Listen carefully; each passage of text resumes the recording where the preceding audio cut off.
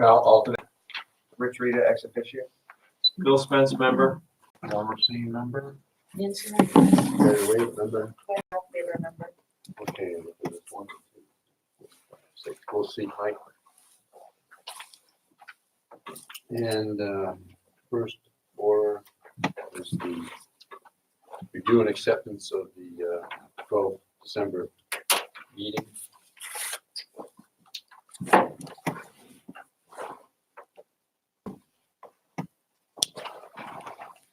I supported the attendance.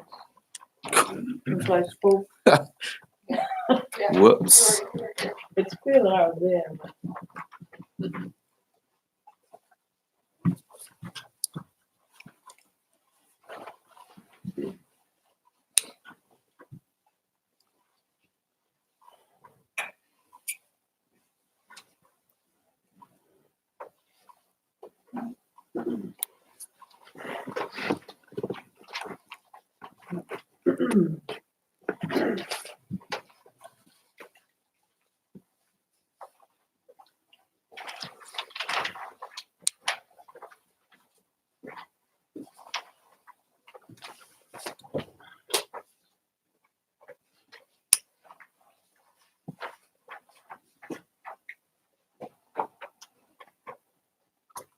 Line 53. I don't think that sentence is complete. He cited that if the current meeting was started at 6 PM, it would be pushing 9 PM. You mean pushing 9 PM before it was completed or before it was over? Okay.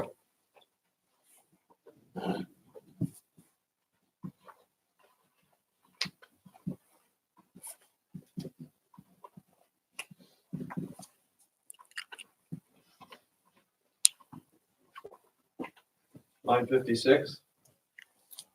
I don't think you need the word "on" at the end of the sentence. It is to hold public meetings or discussions to obtain public opinion.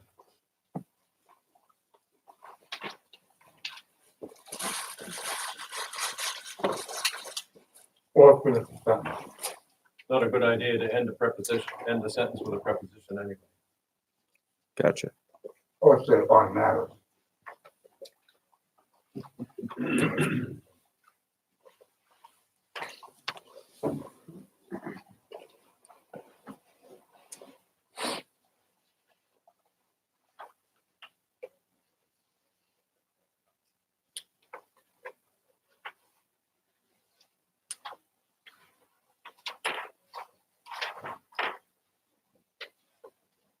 I wasn't here, but on line 77, is the general public going to be made aware of this webinar, or is it only intended for important people like us? Should we make it?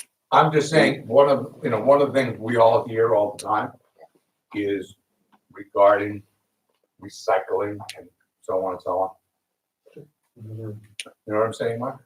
It's a public meeting, if the majority of the planning board ended up coming, it would be a public workshop. So, But if this is a webinar, it's okay, we'll just open it up to the public. Right. And have enough chairs set up so that everybody Yeah. can watch if they want. I'm just saying that. I don't see any reason why we should exclude anyone. No, I wasn't gonna exclude. It's I was going to gonna- be focused for public officials like board members or whatever, but doesn't mean the public can't hear the information. It's just nice to include people. Except for you. It depends on the people. Yeah, Well, For the record. I have a few friends I went through some from a lot of meetings. Yes. Next, Not you, but you know what I'm saying. line 58. Okay. I think you need a period after the word meeting.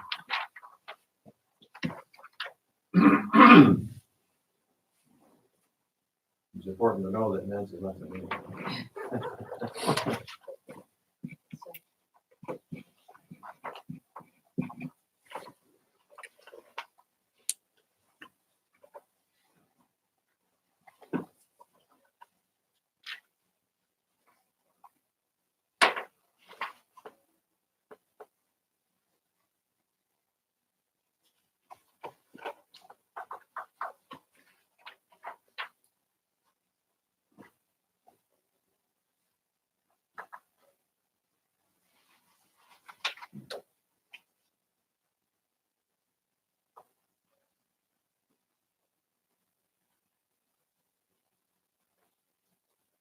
Anybody need more time? Any more comments, corrections? Line 89. I think that you could read without the word them in it, are for the board to look over.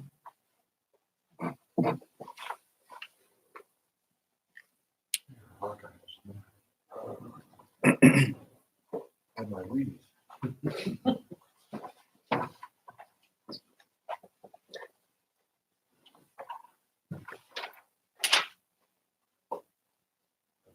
Okay, Professor? Yes. I have my degree in nitpicking. All right, nobody needs any more time. I'll accept I'll the make a motion. motion to accept the minutes of December 12th as amended. Need a Second. Second. All in favor? Aye, opposed? Okay, the meeting minutes of December 12th are accepted as amended. And the first item on the agenda is under old business. I'd like to take up the first thing, Tara, if we can go to the amendment to the zoning language. The way it's going to be presented, the situation, we've already accepted the two amendments that are going to go to the town. And this is the language that will be presented. Does everybody, do they Yeah, you have that? have a Yeah. paper title language for the zoning amendment for the warrant. So I think that you just wanted some, I just wanted to bring it before the board because it was different than what we had actually looked at. There's more words and so forth. I didn't want to be. well, it's the description, it isn't the amendment. So it's what people will see in the town report and on the ballot. That explains what the amendments are. Yeah. And you'll have the actual text of the amendments available, I assume, on the website and at the town office. That's Did you want to go through it all, Pat? It's pretty similar to what we used in the public hearing notice. I put just a little bit more detail in number one, really. I think that's the main difference. And I realized in number two that it could be combined into one paragraph. You and I, when we did it, Right. Terry had talked about the front setbacks in a different kind of thought than the rest, but they're all 20 going at 10. So just shorten that a little bit, simplify it. So, but other than that, it's what you saw in the hearing notice. I did want to just call out in sentence item 1 in amendment 1 that it is adding swimming pools and tennis courts to the definition of structure, so nobody's called, taking my surprise on that. I like to go through the details and double check this and make sure that nobody could have an argument that they were taken by surprise.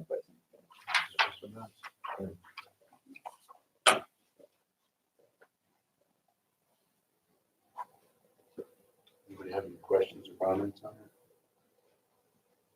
Do you guys need another copy? I think it's Do. right here.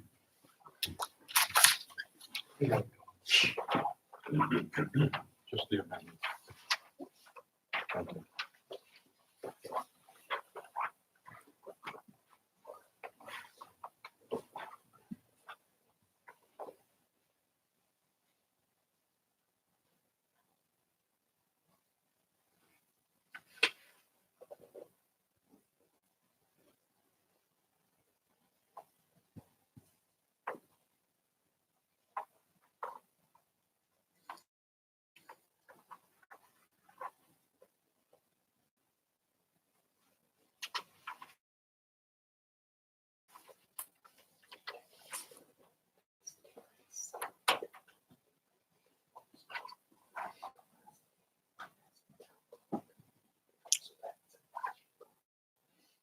Yes.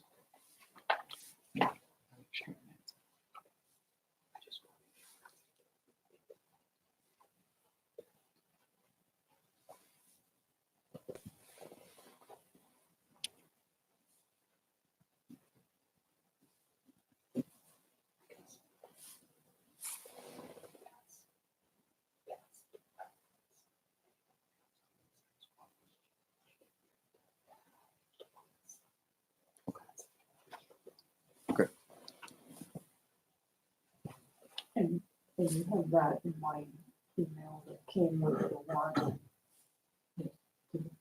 Okay. That's the final form. I just want to make sure we have the sign by Yeah, the that town was, clerk. yeah, And that we have it. that's on my, I was gonna make that too. Yeah. I could make sure you actually file it with the town clerk. Yeah. But that, what I sent you with this was the final form that should go to the town clerk. Okay.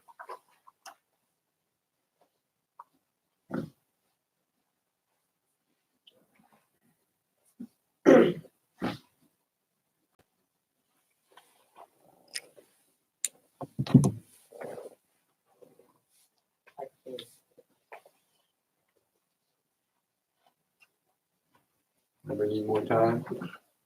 Any questions or comments? I could just read, I'll read that one. I have a question on Article 2. I missed the meeting last time, so maybe I'm behind, but the setback from 10 feet to 6 feet, are we changing that? Asking to change that to 6 feet? Is that what I'm reading? Read the other way around, from 6 to 10. Oh, Article 1 amendment. Oh, Okay, two, okay. Number 2.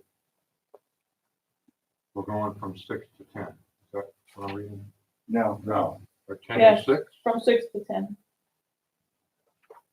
Yes, that's what you voted. I want to go to 10 feet. right, and 150. And 150. Right now it's 6 feet. Because it allows for the 20-foot fire lane. Understood, sure. Okay. Do we want to make any statement about we're reducing 35 to 20, et cetera, to encourage higher density? I think you might be better not to. I think you're better not saying that. yeah, That's principally the reason why we're doing it, isn't it? Well, we're not saying the reasons really, Franny, you're describing the Yes, I amendment. understand. But it's a question of whether or not we want to, I wouldn't begin adding reasons to the warrant article, no. I Well, just described that was the only amendment. part of it. I think it was to be more consistent with other yes, towns as well. consistency, et cetera, but the net result of it is, The state law doesn't really say you can put in a reason or an argument for something. It says a description of the amendment. I was just thinking about who might oppose it and That'll cause more opposition. You don't want not less. opposition based on procedure. Right, that will cause more people to oppose it. Hmm. Those people that are not looking for more their density, and there are those people. That's their right. No, I'm not saying that's not their right, that is their I right. go with the procedural. But, yeah, I mean, that's why we have the public meetings. Right. encourage Right. people to Right. voice their They could. And you all have Yeah. between now and town meeting to to talk to tell everybody you know the reasons for all of them. Any other questions or comments? And that being the case, then is everybody basically in favor of this language then? I just let the record show that the board reviewed the proposed language. Only 2 this year. And found it acceptable. All right, the next item is the draft of the amended subdivision regulations. We got about halfway through it last time. Yeah, I think we got through all the procedural sections. Remember what sheet you left off on, Tara? Yeah, I'm just looking for my mark. So we'll start with Article, I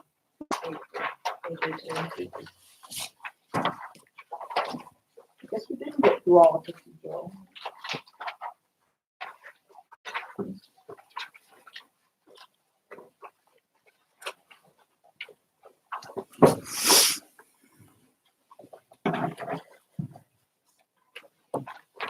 Did we make it through Article 18 or did we just start?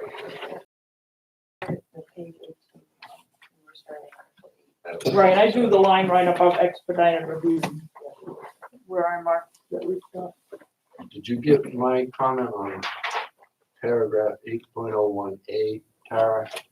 That I didn't see the reason for including the first sentence reads pursuant to RSA such and such, and any owner of two or more continuous pre-existing approved or subdivided lots or parcels who wishes to merge them may, it continues to say for municipal regulation and taxation purposes, may do so applying, and I don't think it's necessary to have for municipal regulation and taxation purposes, because I don't think, I did have a note to rethink the wording when I go through and make the changes. That's the wording in the state law, so I need to think about how to So make it's- sure you're consistent with that, but not implying that would be the only reason.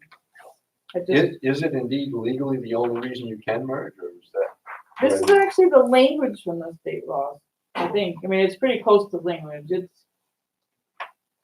You can have other reasons to merge, but these are the outcomes. So I'll try to think about some language that changes that. You can't merge it and have it not affect the application of the land use regulations, and you can't merge it and not have it affect taxation. These are the two effects when you merge. You can have other reasons in your mind, so I'll try to find some wording that fixes, that clarifies that. Yeah, because this says whoever wishes to merge them for. Yeah, I know, and that's Yeah. again, the wording from the state law, but I sure I can use wording. Among other reasons. Different from that, Resulting in, right, it's Resulting. just, I see what you're, I mean, I understand what you're saying, I can tweak the wording.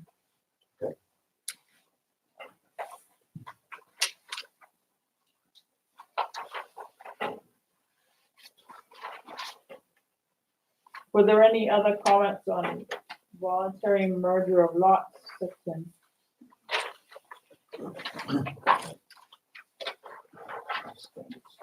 Yeah. Again, it's something like front actually. All right, so 802 is lot line adjustments and boundary line agreement.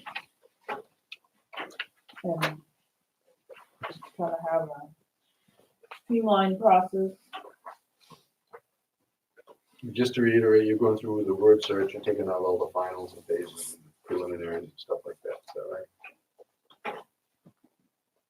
Last paragraph says after final approval is given. I didn't realize it was a preliminary approval.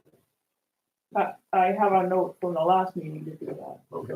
I'm not gonna make the changes till we get all the way through. No, but I just want to make sure it was carried through the end of the whole. Right, I have a note to search for that, yeah.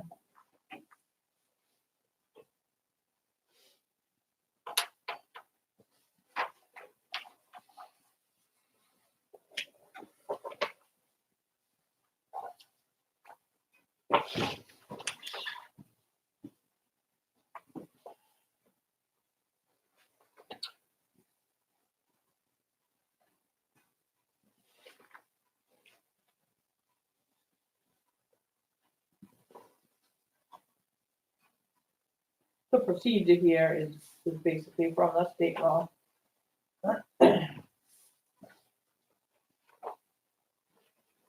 Everybody else set with that? So now we get to the substantive parts.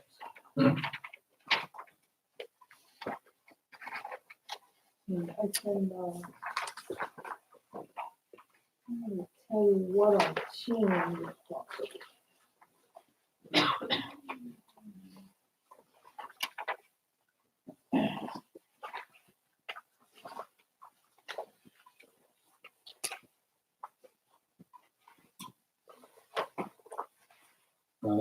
Okay, I just wanted to, so the change I made in that open space section, I took out quite a bit of paragraph A, because it talked about a proposed park, playground, or other open space shown on the master plan, and a condition of approval being dedication to the town, and that would of course be a taking. So I took all that out and rewrote the section to be specific to the development, because that's what you are allowed to do. In 9, 01B, last sentence, where it says existing trees on lots and open space shall be preserved wherever feasible or unless otherwise directed by the board. Well, I think that's great. I don't know what it means. Yeah, I didn't do anything with that paragraph. Maybe there are changes you wanna make while you're discussing it. I didn't do anything with B or C No, because I know there's kind of some history and strong feelings about the trees. I'm not, I mean, I'm not sure that's even something you could take to court. No, I understand. My concern is, as you said, there are strong feelings within the town on at least two sides, maybe 3 or 4 sides on it. But that sentence, while very nice, I don't think it actually says anything. Does it direct anything though? I mean, does it? It kind of says, do what you want as long as you want. Is that what it kind of says? Sort of. I'm not an English major. No. Shall be preserved wherever feasible. I mean, Does that open things up for people to come in and question? I think so. I mean, if I were there and I was developing a lot and I wanted to take down the trees and somebody came along and said, well, you're supposed to keep it there as long as it's feasible. I don't know whether we're What's opening, feasible. So I think it you know what I'm means, saying? what I think it means is when you're reviewing the plans, the subdivision plan that comes into you Mhm. should show as It's much on. preservation of existing tree stands and open space as feasible to get developed. So when That's- the. I don't see it as later, No, I see it as So when the in plan comes plans. in and there's a half-acre lot, for example, that has trees on it, we now expect that is gonna show us which trees are gonna come down and which ones aren't. Oh my God. Your problem. No, but I mean, No, but, I just but think, I think that sentence is gonna open up more question than provide answers. Because it's nebulous, the right word? Who's gonna define feasible? We who have testified in court don't like words like that. And you, I'm sure you have too. I've been an expert witness too. No, that's what I'm saying. And No. when you're there trying to defend a nebulous word, all it does Yeah. is open the, I'm just asking the question. I mean, if Well, everybody else is how happy else with would that, you say that you want the plan to come in with that being one of the Yeah. filters? what if you said, the plan shall provide a detailed description of what trees shall be removed and which ones shall remain? But Would you that say doesn't give you the goal that I should be planning my lots and house sites with in mind that you want some tree stands left and some existing open space.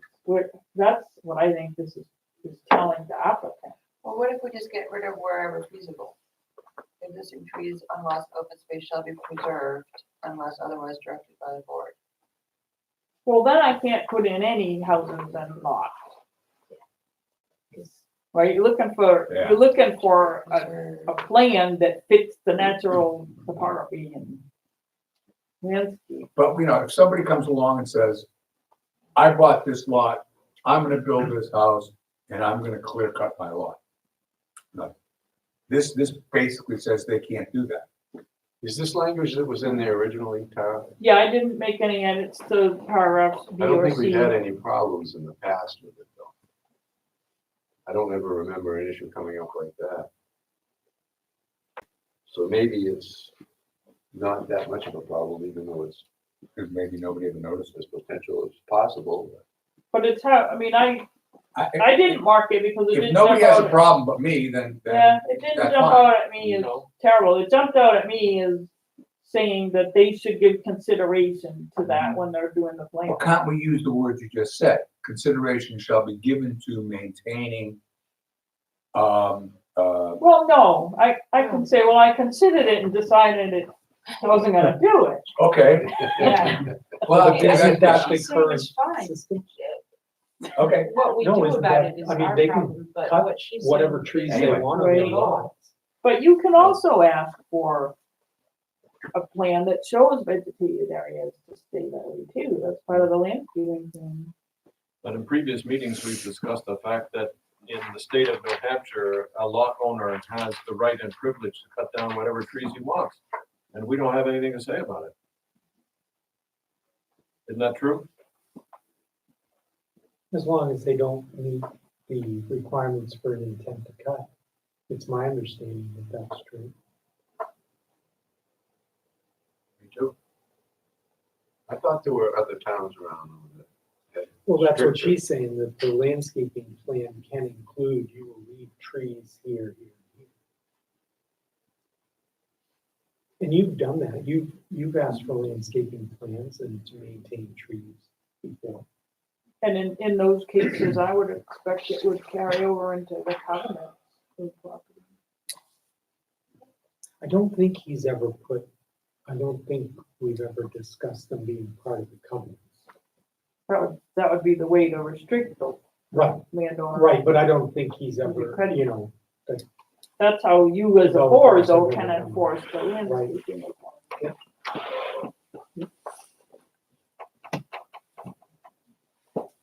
the reason I bring it up, and I don't know the big, is that we now are going to have lots theoretically developed right off of the main entrance road. And, I know when, They're already cutting trees. Yeah. right, and I heard it was, you know, and they're already cutting trees, and someone was over our house last night, I got finally got home, and was already complaining about that, and I said, you know, well. So I know what you're saying, I'm just sitting, I don't like, I agree with what you're saying. I've read the law that says basically they can do whatever they want, unless we say they can't.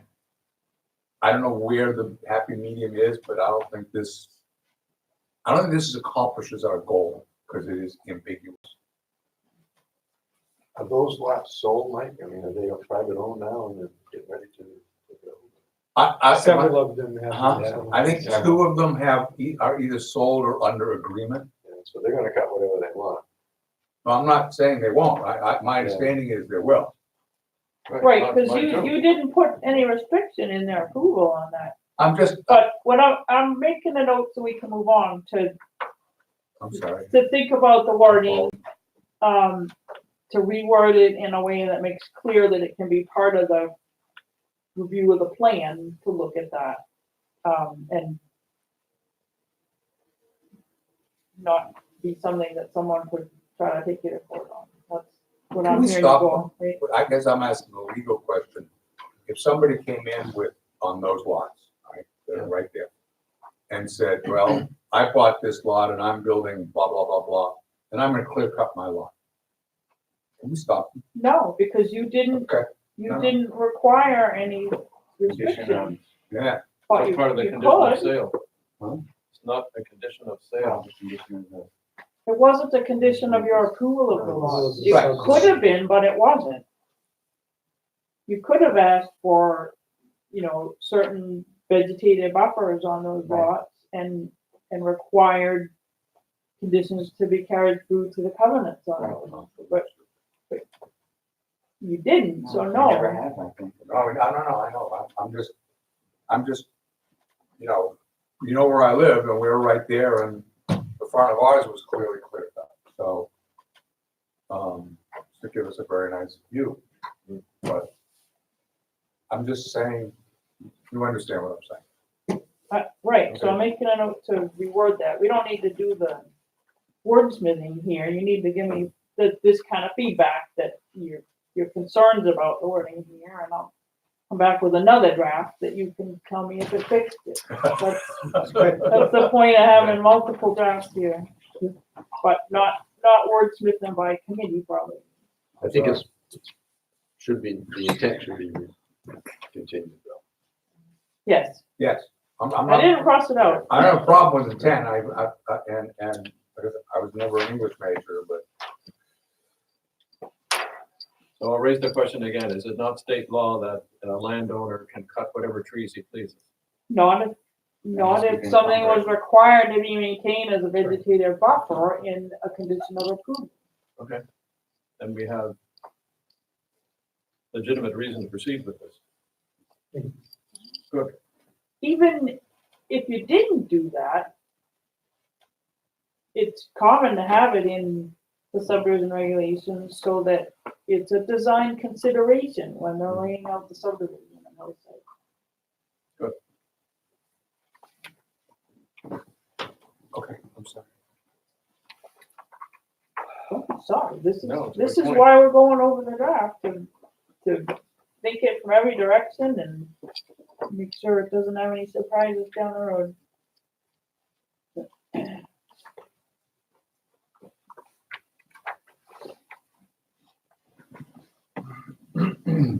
Any other, thoughts about 9.01?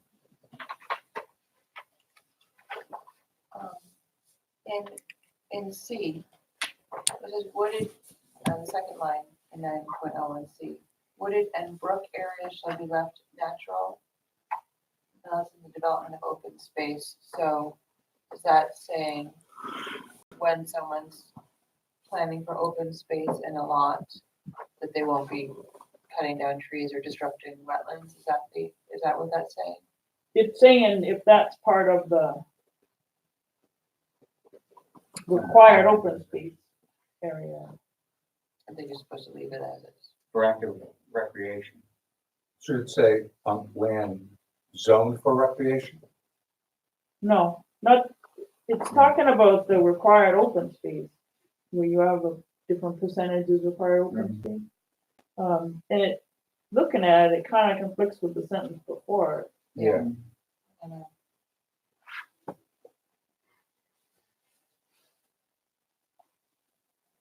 Let me work on this whole section. Okay. Because obviously if it's gonna be cleared for ball field, you don't Yeah, want the trees in it so much, so, but if there's a waterway, then you can't, wait. yeah. I have a stupid question. What's the difference between a river and a stream? volume, Or is right? there one? River is larger. You asked a stupid question. I'm sorry, I gotta. There is no technical answer, No, it is, we call the bigger one river. Well, no, The what Mad says, River what and says, the tributaries to is it it, are is both it, is the river. difference where it says the brook areas is the Mad River area, a brook area? No, Okay, I think it might be some combination of volume of water and grade and so forth. I'm gonna rework that section. again, yes, what you mean is waterway. Shoreline. yes, we're big boats. Cruise ships. I have an answer for you, Mike. Okay. Rick Vanderpool. Yeah. There you go. That's the big side. I'm just asking the question that there is clearly a difference between in my view, between a brook and a river. Mhm. And there are clearly some waterways, right, coming down and that come to its own, that are more than brooks, I think. I don't know. I don't know what they are. Instead of stream, there's a trick over for that. Yeah, I'm gonna change it to shoreland, is what I made a note for. Yeah, right. You know. Because that's I what think that's what it means. So we get to a hierarchy. Was it brook, stream, river? Ocean. Yeah, now that we're talking.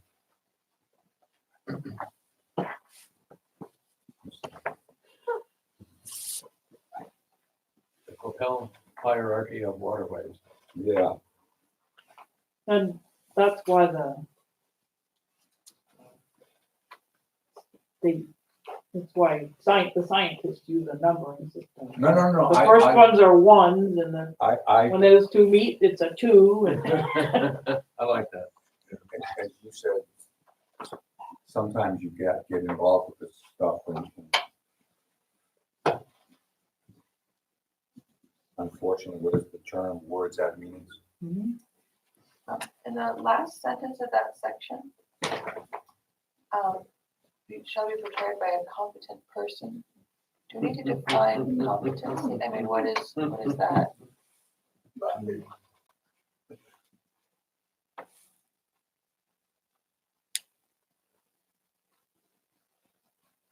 But it's qualified.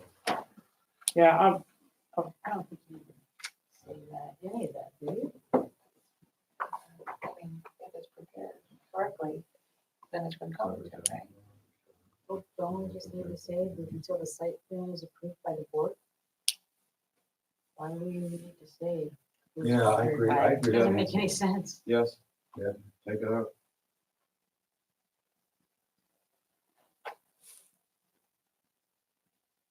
Or just say, site plan is approved by board.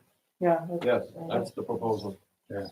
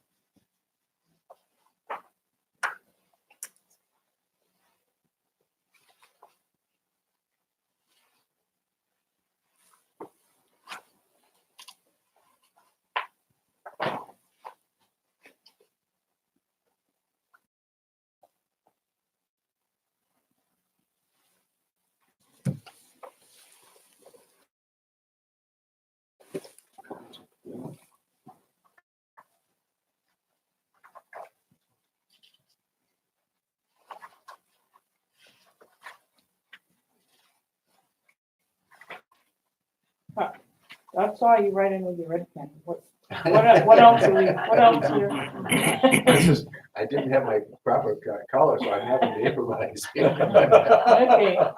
Just catching up with you, Tara. All right. Red is serious.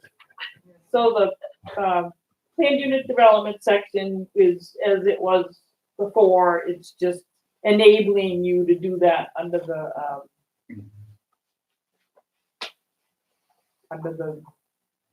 usually you'd have the enabling sentence in the zoning and then the details in the subdivision regulations, right? You have your details in the zoning, so this just has the enabling.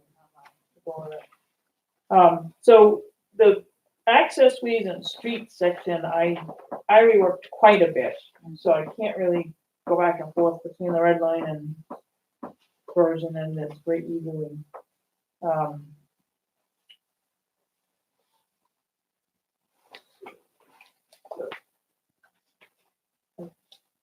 And there's that darn word law where it doesn't necessarily show green if I move something. But I think pretty much, this first paragraph is new. I think you didn't really have anything in here to tie it to the state law that requires, frontage and access be on a class 5 or better highway or a street that you've approved as part of a subdivision plan. And just a reminder that if you, vary from that, then they need to go and to the select board for approval and file a waiver of town liability with the registry of deeds. They would go to the select board, not the ZBA. Right, they go to the select board for permission.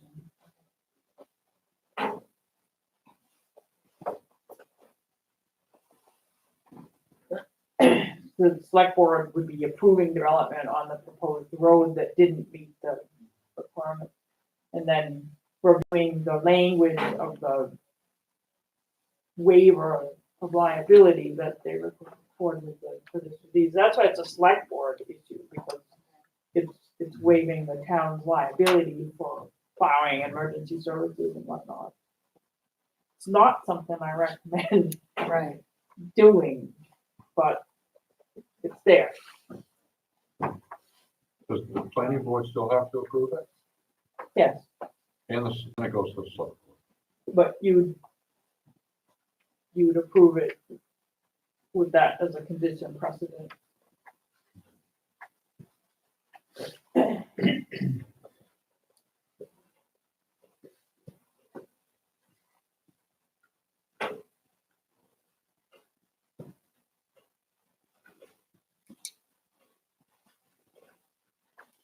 The next section, access ways,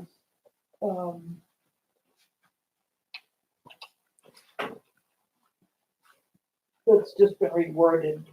That's the requirement that we have now.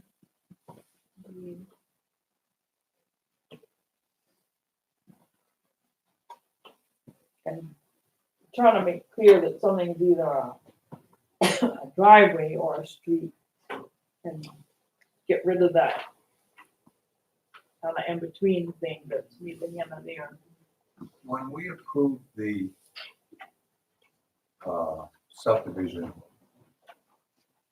off of, that's coming, weren't those roads called, what, weren't they called driveways? Did we call them driveways, that long street? Or whatever it is? We No, called I those thought it was driveways, in that internal road category that we're trying to get rid of. Right, so that internal road, our road, right, that we're all in. That is that a driveway or is that a road? That's the problem. That's why that's why we're getting rid of them. Yeah. Well, no, but that, They're gonna be driveways. but it doesn't, isn't the common driveway say the same thing? No, because it has more limits on it.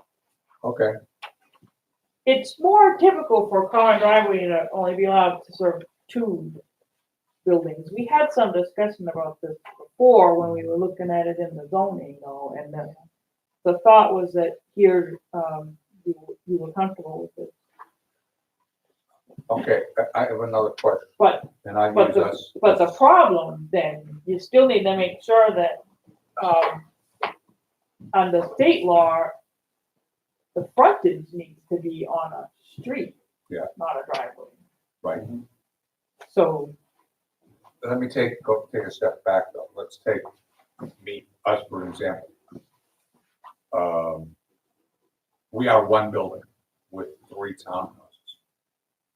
So we would be excluded from this because it's access to 2 to 4 buildings, therefore we're not in it, even though there's 3 units with 1 building.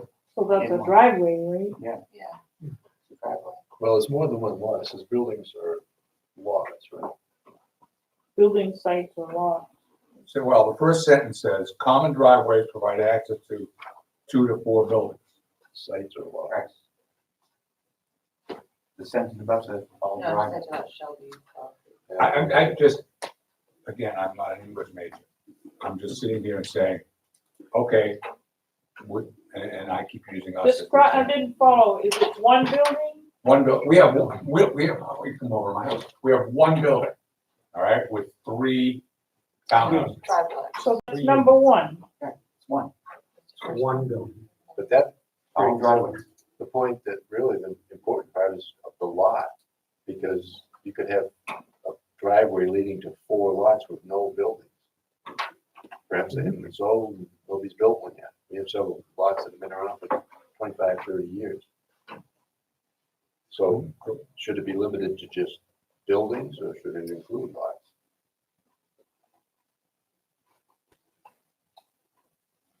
Well, you could end up with more building, if you did lots, each lot could have more than, altogether could end up with more buildings than the 4 that's allowed.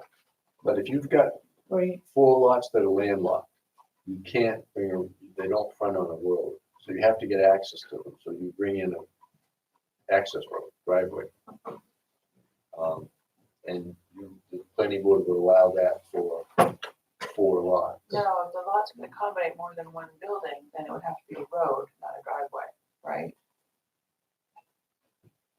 Right, I mean, also comes into the problem with approving something that might not be able to get a building permit. You see why the select board has to be involved before you approve them. But it's, what the state law says is you can't issue a building permit unless it has frontage and access on a public road or a road that meets your standards. So if you approve a lot that doesn't meet that town, that state law, you're setting someone up to possibly not be able to get a building permit. That's why you need to involve the select board as part of the approval process. Because what you just described, a driveway going to 4 landlocked lots, the select board doesn't have to issue building permits on those.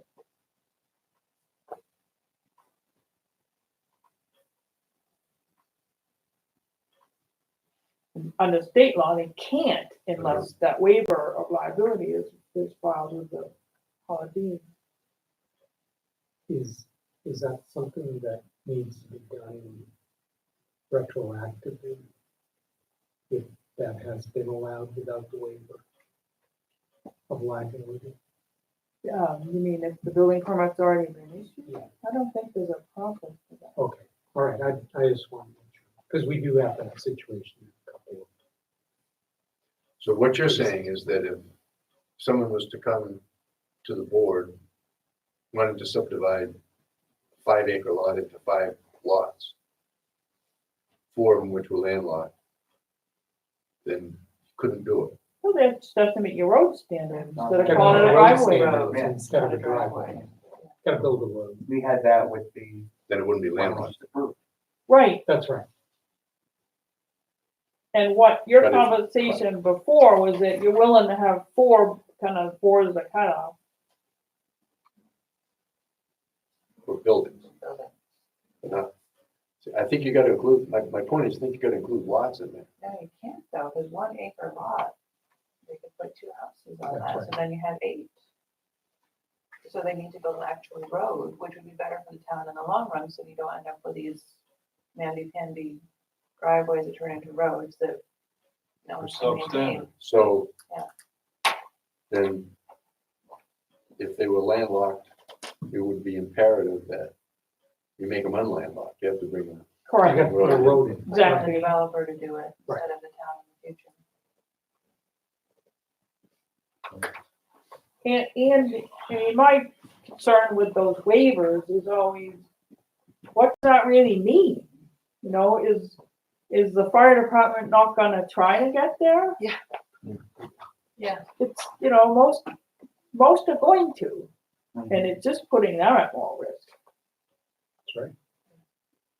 Maybe we've got those all over town. And the owner records that, but does the visitor not get to call 911 if they're in a heart attack, or, you know, the delivery drivers? It's just, Yeah. it's meaningless. Yeah. It's a requirement under state law, but in my mind, it's meaningless.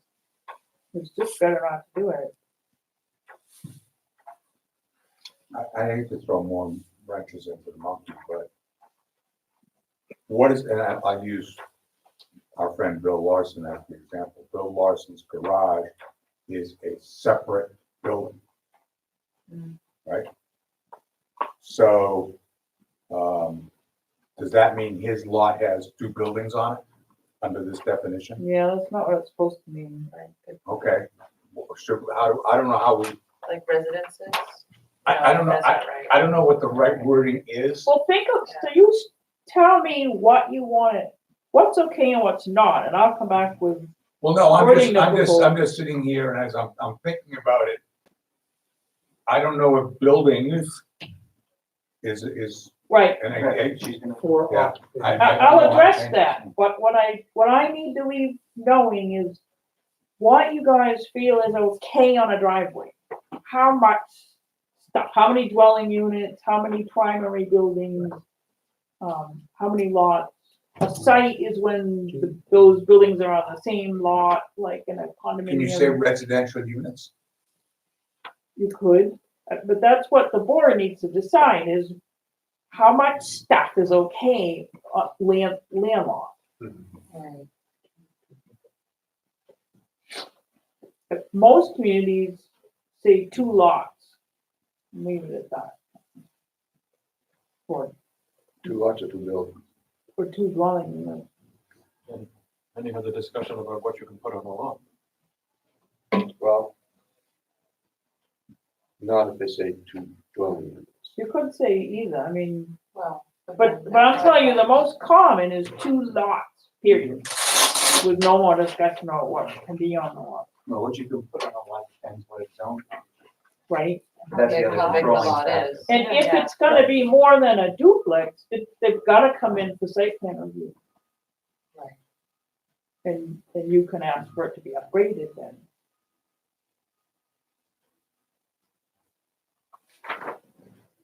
I mean, our ultimate goal though is to have better streets. We're trying to get rid of these internal roads that we know in the future, the streets will be better. Constructed correctly from the beginning. So we probably want to err on the side of fewer lots, buildings, whatever, right? Yes, what we're trying to do is fewer driveways. Right. Or fewer substandard roadways. Knowing that they'll eventually be owned by the town. Yes. That seems to be the trend. Potentially. So does a 2 lot, well, a lot doesn't make sense because a lot can be huge. Yeah. Right?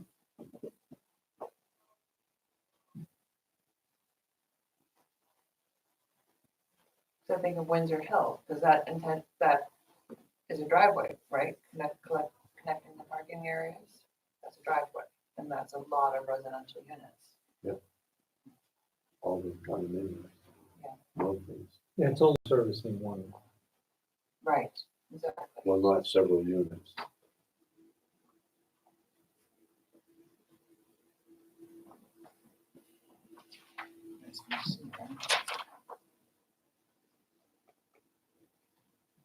But Tara, what you're saying is they have control during the site plan review process to make sure that that access to those buildings is sufficient. That's part of what. Do, but the right of way is gonna be the issue, right? Because the driveway is not gonna have any right of way that it owns. That's And I right. think that's where that fuzzy category that not served you that well in some cases of those internal roads. That's right. They weren't driveways, they were internal roads, That's right. but by any other name, they were driveways. But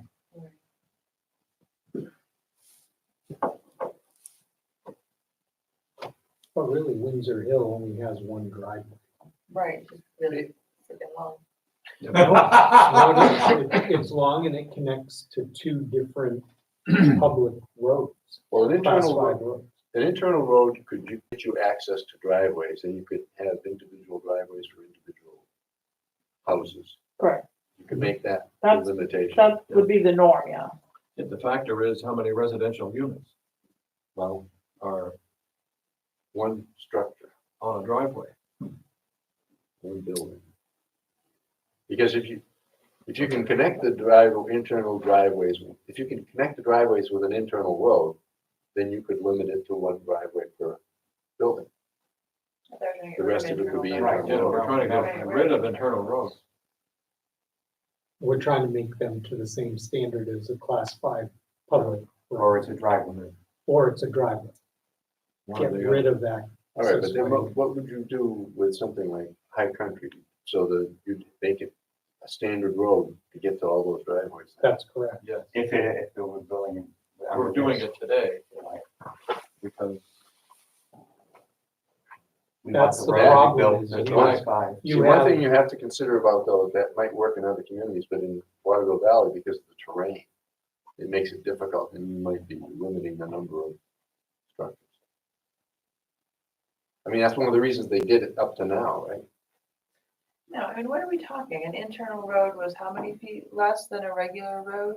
It's the right of way was the difference. You The could right-of-way. count the whole road as part of the lot size. Right, right. Yeah. So how much of a differential are we really talking by insisting on a regular class 5 road versus an internal road that we had in the past? well, you're talking about, was it 10 feet?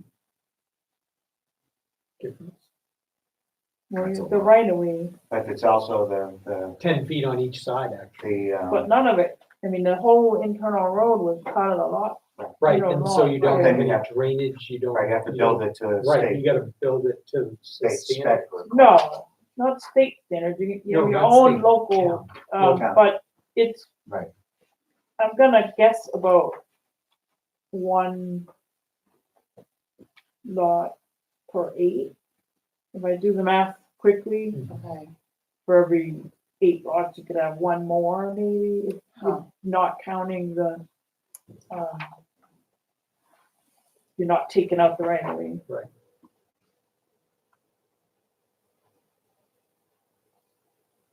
so are we shooting ourselves in the foot in trying to achieve the density? Like, should this be something for LDR that we're considering, or HDR, and not for VC and C1? Do we need to think about it that way?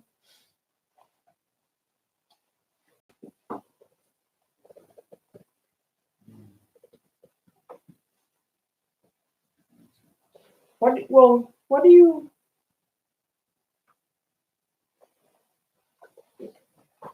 Oh, what do you, I can't remember off the top of my head. Do you allow multifamily in the LDR? I don't.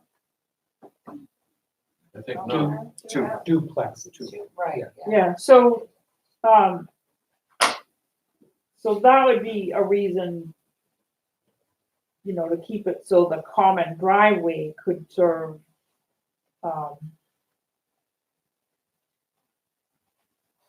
the types of land uses that That's you where we would do have in the buildings commercial and versus- village commercial. Okay, so that's where the whole building reference as opposed to residence. Buildings, lots or sites, yeah. Right, okay. And under site plan review, you are gonna capture it.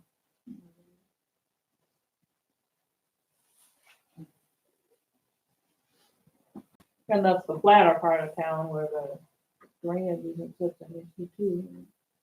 Okay. Flat can be bad too. Have its own. Think about Village Road.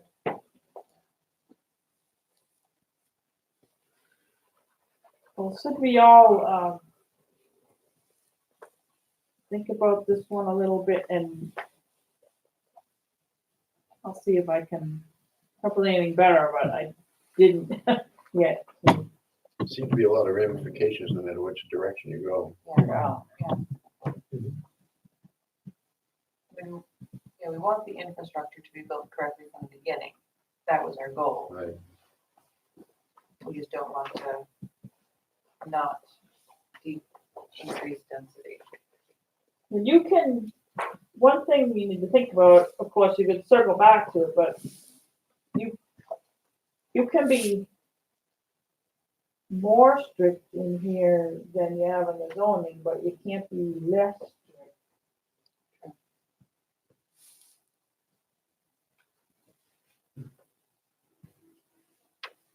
So the zoning, so the common driveway can access up to 4 multiple buildings like the lot. But that doesn't mean you have to allow it to do that when you do the subdivision. So I was just kind of thinking that through out loud, of which direction you can go in that. And just because the zoning has something called internal roads, doesn't mean you actually have to have them in the subdivisions, and you could circle back and take those out of the zoning someday. I think if we got this better and clearer, then you just won't find the need for that internal road category. Yeah, our objective was to eliminate internal roads. But the question is, does the driveway, those driveways belong to the lots that they serve? Mhm. Whereas a road does not. Right. So there's a clear distinction. It is, I think, like part of the problem in Moose Run is that the road, that's called what, Lost Pass Road, is part of the lots. No, No? not until you get to the top. And then Where once you the get to sculpts the are. big circle Right. at the top, there's a Y at the end of the road at the start of the circle. Yes. That ends after, I think, 30 or 40 feet. And then the rest of that circle is the two driveways that go up and connect at the top. So there's a public road Yeah. that goes up to the start of the circle. And the town has accepted that as a town class 5 road. And that has a turnaround at the bottom that's shaped like a Y. Yes. But does the town plow? the Well, thing? right now, we plow all the way around the circle Right. because we have an agreement with the homeowners association to do so. And the selectmen have classified that as a fire lane. And there's provisions in state statute that public plowing can happen on a fire lane. What was the worst decision the town ever made? Well, you need to When they come and first tell put the that. selectmen, you need to talk to the selectmen about it because they talked about it yesterday. So if you feel that way, tell them. Right. Well, we had Well, I already think, discussed that adjoining driveways should not happen, right? I mean, that's already been something we've agreed on. And that's what created that, isn't it? I don't know what you mean. A driveway can't connect to a driveway. Didn't we have that discussion? So if you- Yeah, that's not an argument. Right, Well, Yeah, it's a fair statement. I think that makes sense. And yes, probably was a bad decision, that the whole area should have been town road. Yeah. Because and we always come back to the same problem, same conclusion, is that then finally the town is asked to service these areas that were, well, originally developed as driveways. But then the responsibility eventually falls upon the town, so we shouldn't allow that to happen in the first place. So I think that's, at least from my point of view, that's where we're trying to go with this, with these provisions. that's why there's to be no such thing as a private street standard that's different than a town road. Yes. And that's what you were That's having what with we're this trying to fix internal now. road. internal road, yeah. Yeah. Needs to be built as if it, I mean, if it's a viable, if it's a meaningful standard, why wouldn't every road need that? Right. Gravel base and width and drainage and whatever. So then the question becomes, if it's a driveway, how many residential units can it serve? right, that's Well, what we're that's discussing. what was present. That's it. That's the issue. Right. Mark, does the Moose Run Resident Association pay the town to plow that? Yes. But yet it's still a fire lane issue at the same time.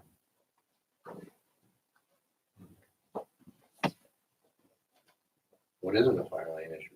Yeah, they're all, Well, right. for public maintenance of private areas, there has to be there's a definition of fire lane in the statute that the selectmen have to evaluate an area to allow public maintenance of that. Same thing on Stone Tower Lane. The same determination has been made. So state law kind of, I don't know that it outright prohibits, but you're not supposed to spend public money to maintain private class 6 roads or driveways or anything like that. Well, But the- isn't how it reads that if you do, then it's class 5. That's right. Right. But except for this, if it meets certain criteria, then it can be classified as a fire lane and maintained under that and remain a class 6 road. And that's what's happening in those two cases right now. Well, as far as access ways, are we tabling that for further thought then? Is that what the situation? I don't think, I think people should think about it and think about the different developments in Okay. town and Because otherwise we'll never get through this. what would have made sense I mean, just think about the community and what, I think We- Bill if summarized it pretty good though. Basically what we're saying is you're gonna have driveways and town built roads, Town roads. town roads and driveways, that's it. No, you're gonna have private roads that meet your road standard. Okay, well, I guess I mean cross-section lines and so forth, yeah. Yeah, normally everything's a driveway or a road. This- Such that if it ever get turned over to the town would have a town road. Correct. So, And that the fire department is happy with it, that the fire department can use it. so to think about the threshold between meetings, just think about the different roads in town and which ones made sense as driveways versus extra roads. And which ones are you having problems with, and how many units on that? And just, you know, do the mental exercise standards and see what we come back with. Okay.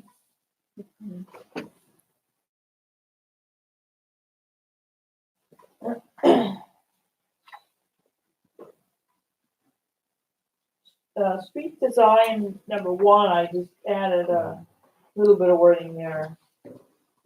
But safety, you didn't actually have language in there about safety. I'm gonna do the complete street approach here.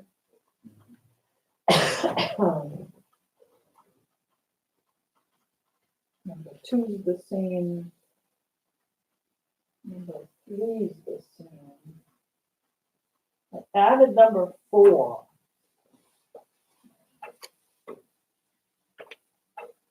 You didn't really have the safety standards in the design.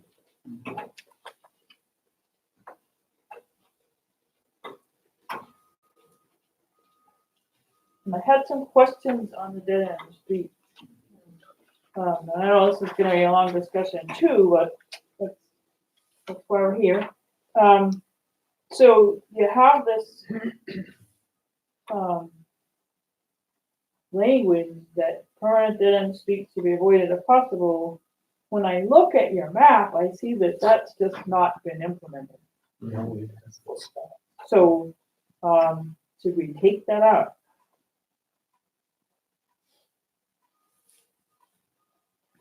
I think it's a good goal. So why not leave it in? And that's what some of the other languages, right? Not really, I mean, this means, well, so the last subdivision that I helped with had a bunch of dead end streets. I didn't hear any concern about it on the board. I didn't hear, but gee, our regulations say permanent dead end streets to be avoided. What if we brought this over here and a loop instead of having this additional lot? I just don't see it being the board's practice. Well, if you're talking about Moose Run, it was too late when I joined, and I joined 14 years ago. But even the small subdivision office. I think there are lots of dead ends in Waterloo Valley. I'm not sure. Typically though, Cities are- that's where the safety came in. It would always, the developer would be looking to do a dead end street. And the board would say, well, what about public safety? What about getting fire engine, turning it around and so forth? So they would go to public safety would look at it and say, I think we can make it work. So then it would be, okay. And you do the cul-de-sac or the turnaround or the Key. pull-ups, but I didn't ever hear any consideration of, gee, maybe there should be one less lot here so that the road can go around instead of being dead end. Then I think there was That's what- always discussion to some extent about that, but it was never done, yeah. Right, it's not an if possible. I don't see this sentence being implemented at all. If possible means you don't have those other two lots, you have a road going through. If possible doesn't mean if possible while getting the maximum return on your investment. But at the same time, I wondered, especially in terms of fire safety, most communities have a length limit on dead ends. But most communities allow them, but have a limited length, and I that's thought we usually did. based on the fire department. No, we don't have a maximum length. You don't, I don't think so. Wouldn't make sense if it's Cascade a Ridge, Boulder Path, Cascade Ridge, Snows Bean Mountain, Bender, Moose Run, none of those. Osceola Road. Yeah. They're all, every one of them is a dead end. But that again goes back to the terrain issues that you have in this town. Yes. Right, so why do we have the language? Yeah. Well, I don't think you could turn a current fire engine wouldn't turn around on any of the roads that I just mentioned. Yeah, when Well, no, He- they were he's constructed so said they that. could, yeah. he said that he can turn around.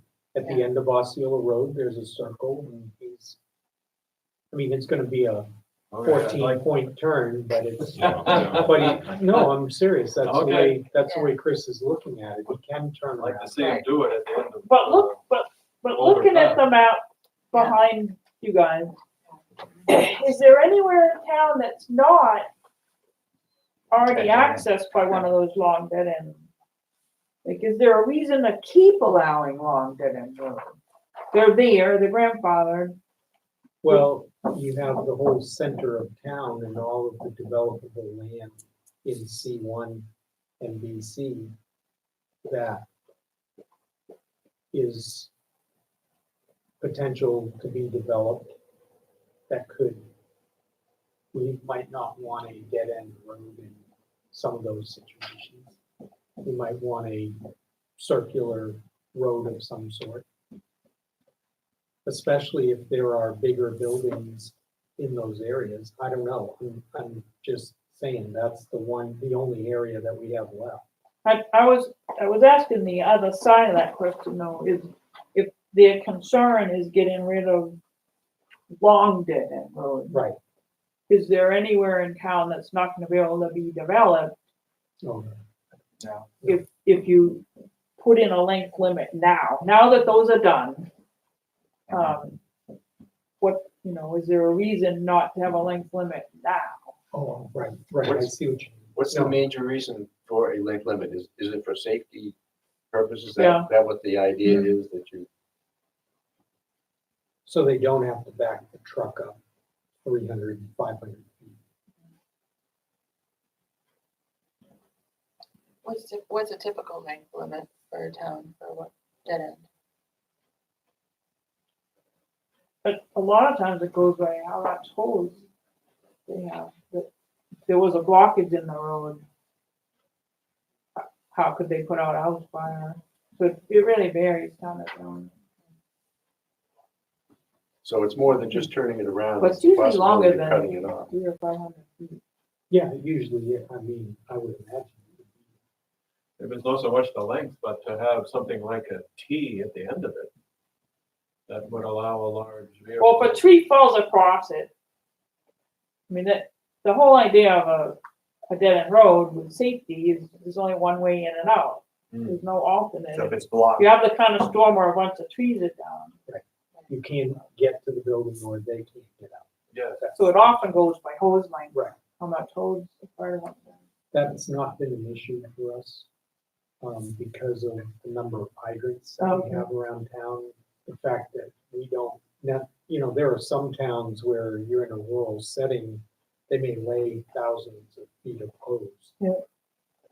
between hydrants because there's just not a lot. We have, 70, 80 hydrants spread out all over town, so it's easier for our guys. So it might not be a concern.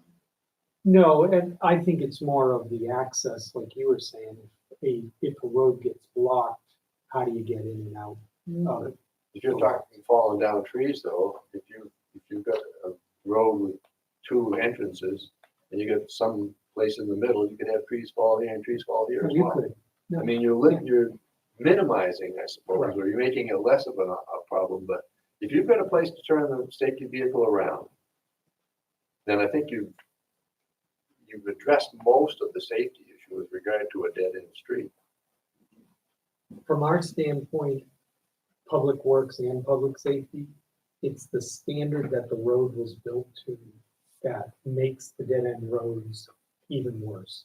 So you have a dead end road like Cascade Ridge or Bean Bender, there's a good cul-de-sac easy to turn around, and the roads themselves were built to the proper standard with drainage and everything else. Then you look at Osceola Road and the High Country lane that goes through there to the single-family homes at the end. That wasn't built, that was built to driveway standards. Right. So there's the difference, I think. Both dead-end roads, but totally different situations.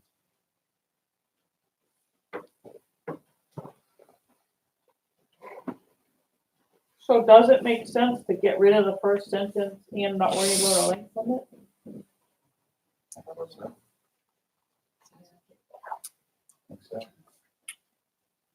Pretty much built that anyway. Mark, what would your thoughts be? As far as the length limit. Um, Getting rid of that first sentence? Yeah. Yes, I think that we're be on that. and the length limit, The length limit, it's more the standard matter. yeah. It's, I've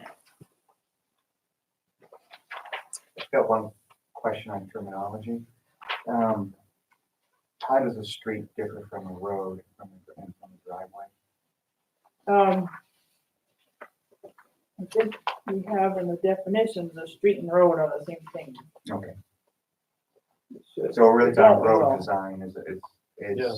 If we're trying to whittle down to road and So we have driveway. on the definitions, road synonymous with street. I'm trying to use the same one, but did I not? Mm, no, we just talk about proposed streets and street design and Okay, would we be serving our interest if we eliminated the word street? Used only road and driveway.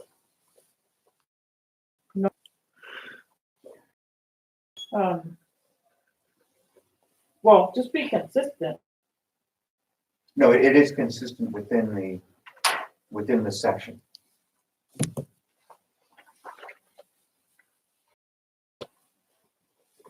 So as long as we have it as synonymous, then it's not an issue.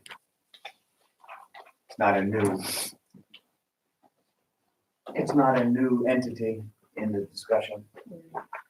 Got it.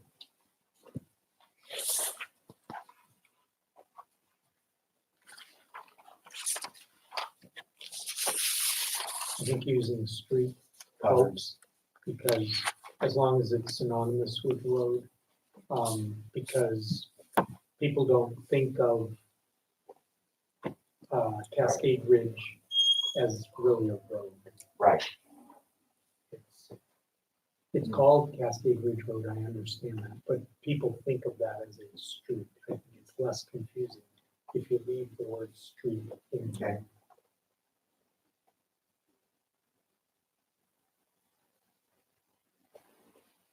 Somehow streets seems to have sidewalks and roads don't. Or more residential. Yeah. Well, I think street is Really? more of an urban. Just- Yeah, no, No, The like state urban. calls them all highways. How do you like that? Yeah, the state calls Right. them all highways. The state calls them all highways. Right. Class 6 highways. That's right. So, Old English. Boulder Path Highway. Class 6 Okay. highway seems like an oxymoron. It does. It does. In the modern terminal. All right, In the So what Number- was the conclusion on dead ends? That we were gonna eliminate the permanent dead end streets, shall be avoided if possible? yeah, and not, Not having that. not,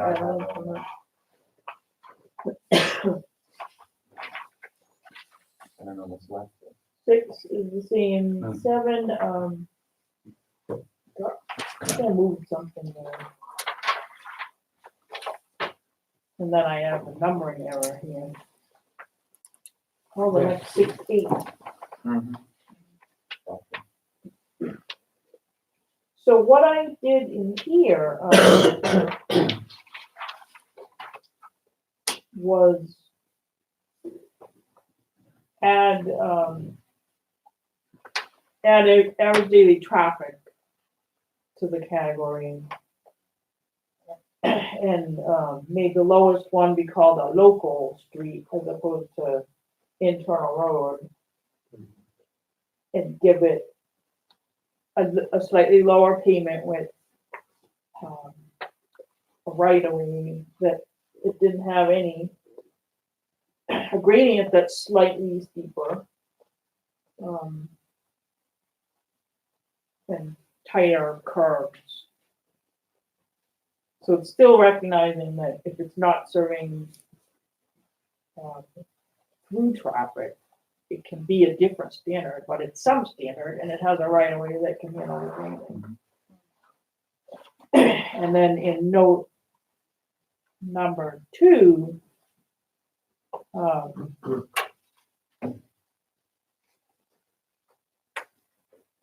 mean, in a couple places, I give you the flexibility to reduce those two.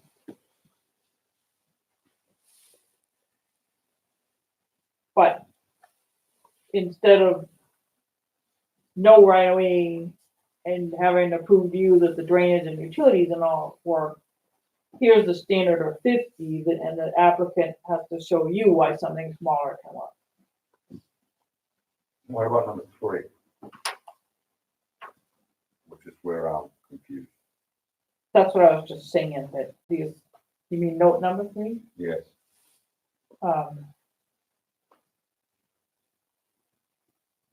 You could see 50 not being enough somewhere because of the grading required, grading and drainage, or Or we could if foresee you want to see future pedestrian path, or yeah, it's going to become a through road. You always want to be able to allow something larger. You always want the standard to be a minimum. Back to note 2, do Sure, we yeah. want to use the term internal street? No. Good catch. Probably. Right. Can I just ask that That's a thing. the pavement would be maintained at 20? It's okay to go the right of way down to 40? One second here. Okay. Number 2.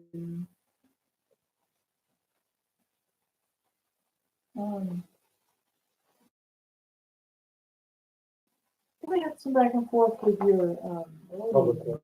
yeah, I but mean, we he's can double okay. check. Let's double check. I make, Yeah.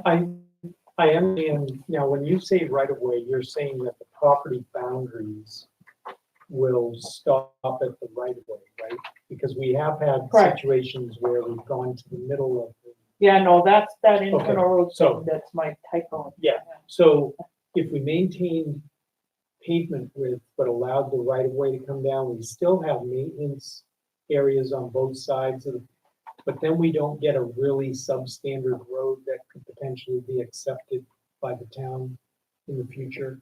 Say that again, So which are you concerned about, the 18 or the the 40? 18 feet, Okay, the 40 feet, I think is sufficient because if you maintain it at 20 feet of pavement, you still have 10 feet on either side of that to maintain shoulders or drainage structures or utilities, whatever you need. okay, But by reducing both down, you get a really substandard road. So, we'd be okay with the right of way being narrower, but really would prefer to have that pavement there. okay.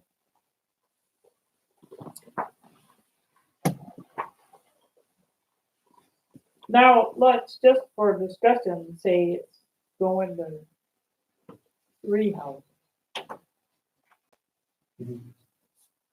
That's a driveway. Well, it may not be at Or the it may meeting, not we'll be. see. No, you're right, no, you're right, I think we need to get rid of as many of these small, they're killing us. Yeah, Yeah, And is it, well, I'll ask that question. but it's becoming more common to add, well, like for the last 15 years or so, we've been tending to put in a category with a smaller standard for something that's just unlikely to ever be a town road, without saying that, a country lane kind of. Yeah, no, I idea. understand. And that's kind of where I was thinking of that. We got too many countries. Yeah. I know, you're a different situation, so, all right. What's the gradient of Cascade Ridge? It was built to whatever the standard was. Probably greater than 12. Have parts of it. Maybe in parts of it, but. I don't know what the standard was. when it was built. 12's pretty steep. 12's pretty steep, I wouldn't say 12. maybe. Right now, you allow 13 for an internal road. I just dropped it down in here. And I think that's a good idea. That's a good idea. I like even numbers. But yeah, that's steep anyway, probably pretty steep anyway. But it's not.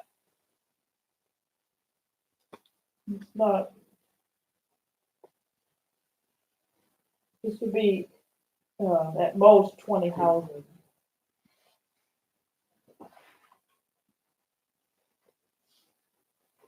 And never gonna be a through road.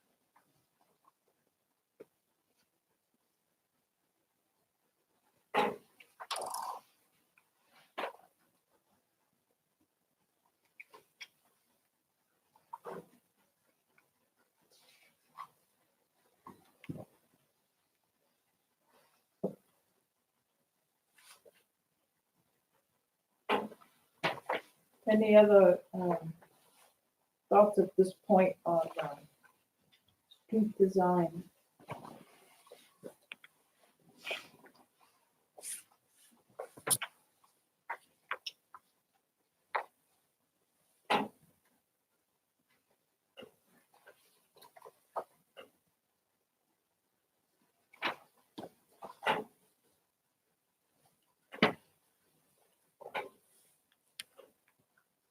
And I'm not sure where you want to leave off today. I don't, actually, what else you have on the docket? I think it'd probably be good if we could get through the streets. So we can do it. We still have more. Okay, we can go through the streets.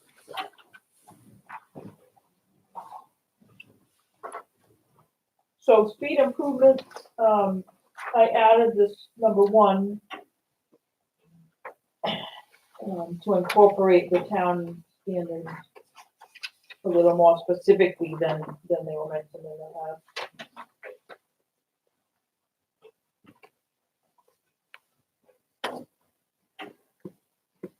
And then we have this thing I highlighted that in number 2, I actually think this might be an error in here where it says maximum grade of shoulders should be 1.3 feet. Yeah, that is an error. Yeah, I'd like to take. Okay. Because the highway Yes. specs talk about shoulder grade and we've incorporated those by reference, so we'll do. I added number 3. We didn't really add any, reference for the specifications for materials. Okay. And number 4 was already there.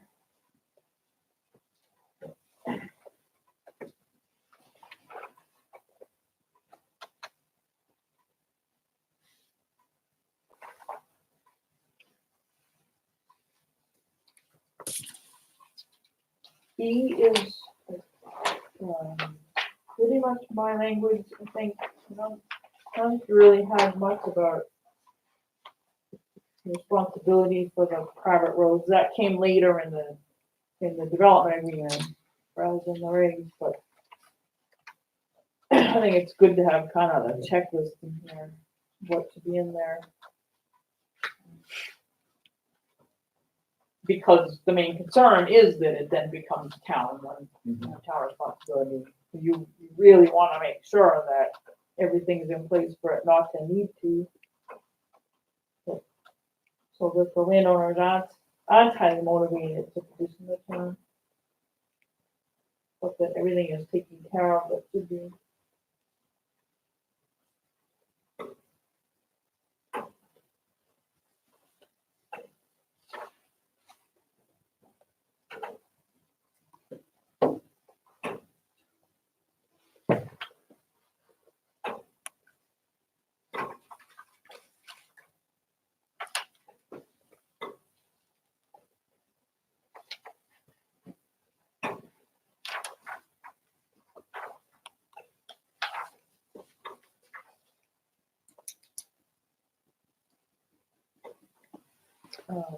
F, I changed the tone a little bit.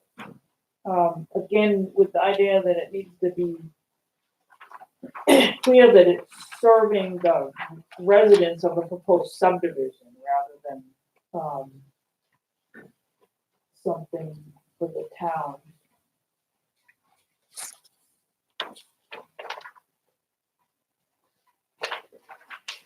And that's all I Wait, was wait, to wait, speak, wait, so. wait, can we go back to F again? Yeah, I went through those pretty quick. Just want to read it. Statement in that the event any modification to take over maintenance. Where are we? I'm talking about. Oh, little F, I'm yeah, sorry, I get it. E3F. Uh-huh. Did I jump ahead? No. No, I was looking at the next F. So I'm just curious, does that mean that, for example, high country? Does that mean that somebody in high country by themselves could petition the town as opposed to the association petitioning town? No, we're not making any changes to state law about how a private road becomes town. We're saying, if you ask for the town to take over your road, you need to bring it up to town standard. But hopefully this will never be needed because you're gonna require them to be built to town road standard. But again, it could fall apart for some reason, right? It could, Is this retroactive? Does this apply to the existing roads? That's what No, it doesn't. it it does can't, not. So no. this would only apply Newly built. to newly built roads and That have failed new, for some and reason. new associations. Right. Okay. I mean, it could be built to town standards and still fail That's right, in a yes. storm event or. Yes.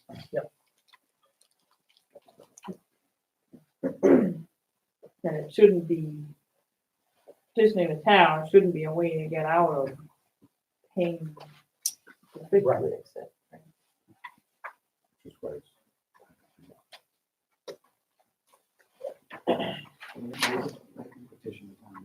Yeah.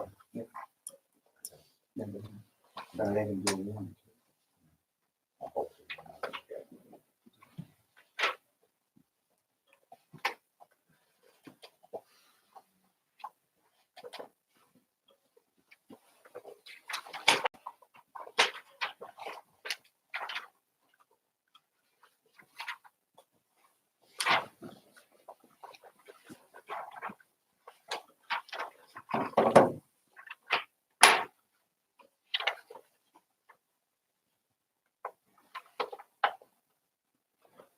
Okay, do you want to cut it off there?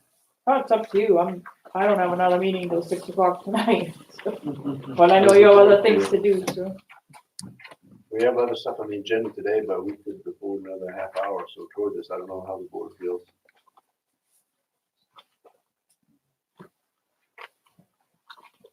It'd be great if you could. I mean, you might get through that way and I can give you a next draft for the next meeting. Well, It's pretty early.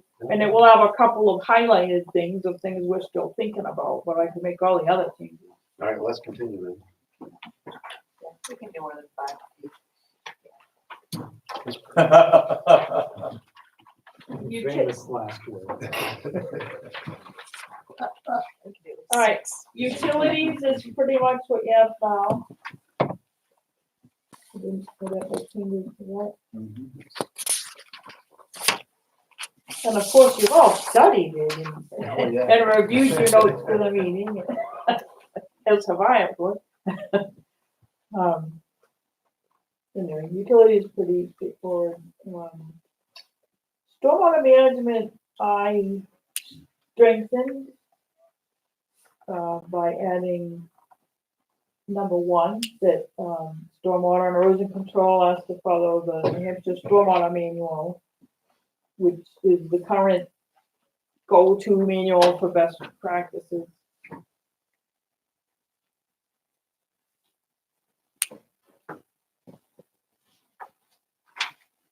And I also added language to number 2, the or other source based on current data and trends, et cetera, over the planning order, because the government's models are so out of date on rainfall. Terry, can I make an observation on 905 and 906? Could we leave them until Rick is here next month? Because depending on what he says, we may want to modify them even more. Because these relate directly to what he briefed the Conservation Commission on last night. I guess what I mean, these are good changes, but he may bring up something and have discussion with the board that would add to what's here. he may, I mean, my language comes in part from models I worked on with DES. Yeah, And what I might suggest is you have him look at, like, Okay. weigh in on the draft okay. changes. Well, Like- I'm not saying change, like, I'm saying let's- leave the draft changes the way they are right now and then have him weigh in. But I still think it's helpful to get the board input kind of Okay. all of this while we're here, but then ask him if he has anything Okay. to add to We'll those pass. sections. We'll pass it on.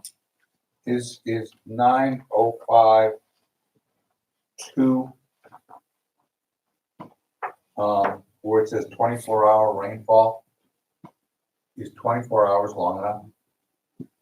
That's It's the a engineering standard, standard. Yes, it's a standard that you design for. Yeah, But again, Rick, Okay. his PhD in this stuff, and he Okay. can tell you more. That's the kind of thing I'm talking about. Do you want to right. have that discussion with him and change those I- potentially to something I else? definitely ask him to weigh in on the Yeah. draft changes. Yeah. Great. With reference to one of the comments that was made by Jim Mayhew about, reading 905.3 with respect to the diameter of culverts. Mhm. He said that, what I'm proposing is that there be a provision that downstream culverts be no less diameter than upstream culverts.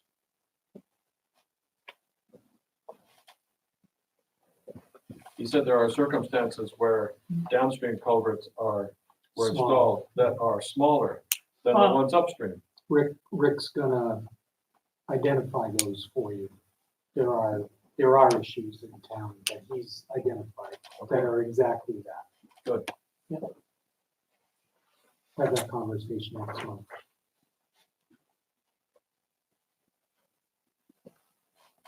Yeah, it's good how things are hanging together. I mean, when I was first asked to look at your subdivision regulations, it was, bring them in line with Right. state law, but what jumped out to me was the stormwater and erosion control. Like, I have to speak up on those Right. issues. Absolutely. That's one of the main reasons, that and building the roads right are the main reasons you have subdivision regulations.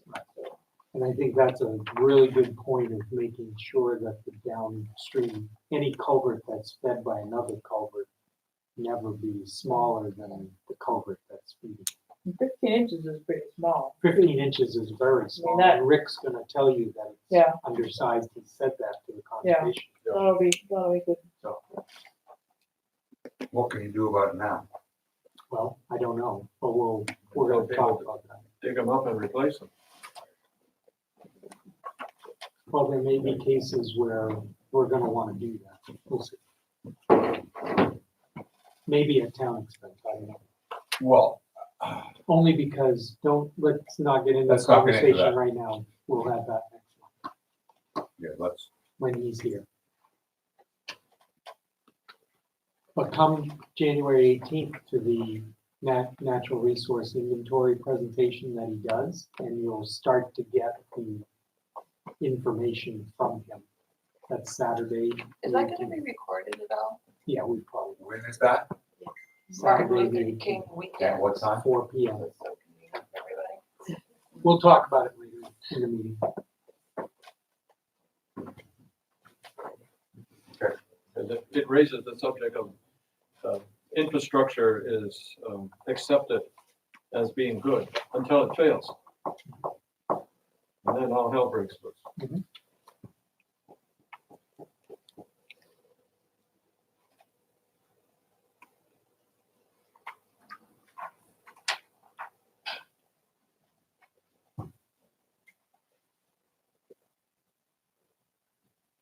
Any comments on the erosion and sediment control for now?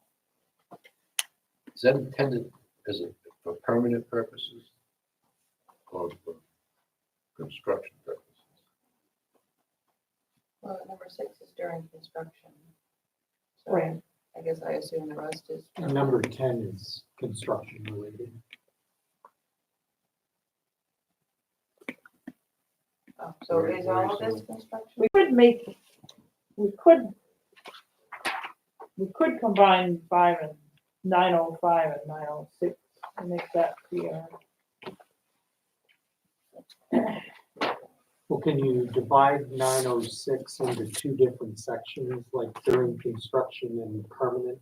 But then the permanent would go on the stormwater management part. That's what I was Oh, thinking. maybe, Right. yeah, Right. that might be good. And the first paragraph for 905, just a small thing, the last sentence, I think we mean drop inlets. Not drops inlets, it's just typo.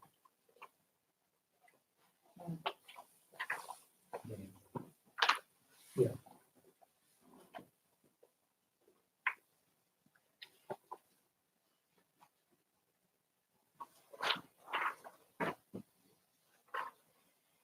Yeah, and he may have some language that's Some written input, for our yeah. community that would be Okay. helpful too, so maybe I'll hold off on changes to these two, so you can run Mhm. these two Okay. sections by me. Okay,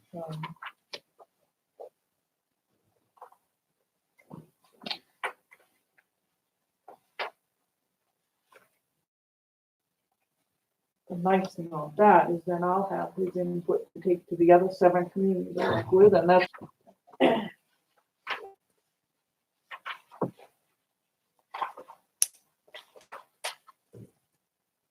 okay, special flood hazard areas, that's the required language from FEMA.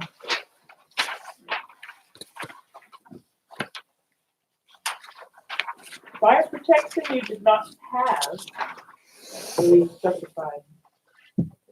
Added that section.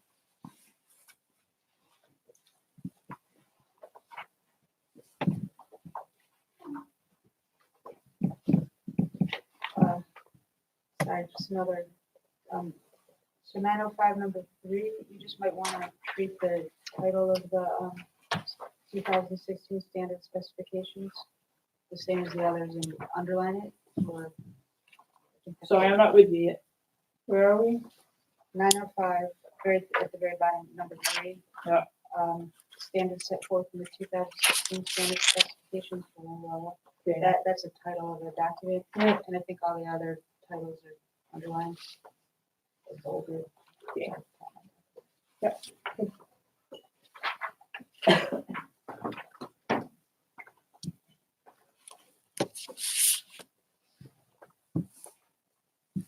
boundary markers, I didn't make any changes. Other than, land surveyor license in the state of New Hampshire.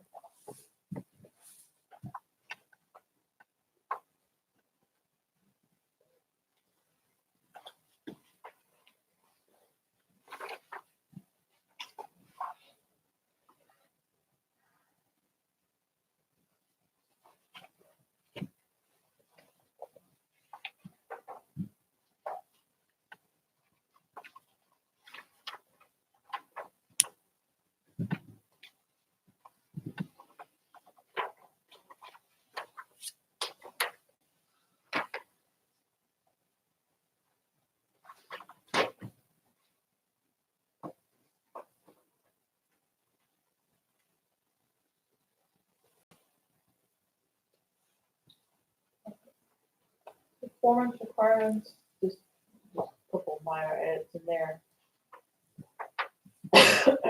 Conditional approvals with performance surety.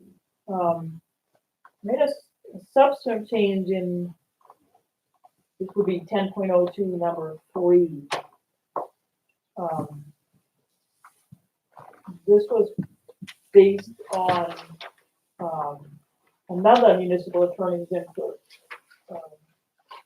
I'd asked about these kind of maintenance bonds.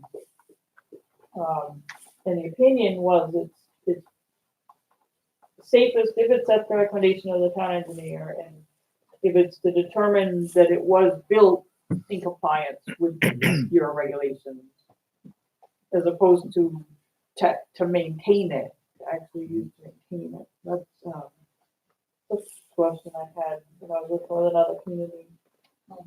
It's kind of common to have these maintenance bonds, but my question was, where in state law does it say that? And the answer was, doesn't. It doesn't. Yeah.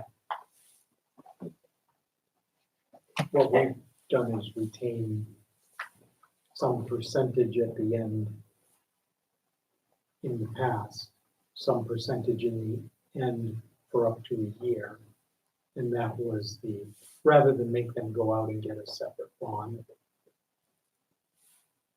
2 years, I mean, we've used a year. That would be at our in the past. discretion. I think. Well, it was in the subdivider improvement agreement. Yeah. Because you've never really had a condition of approval that's laid that out.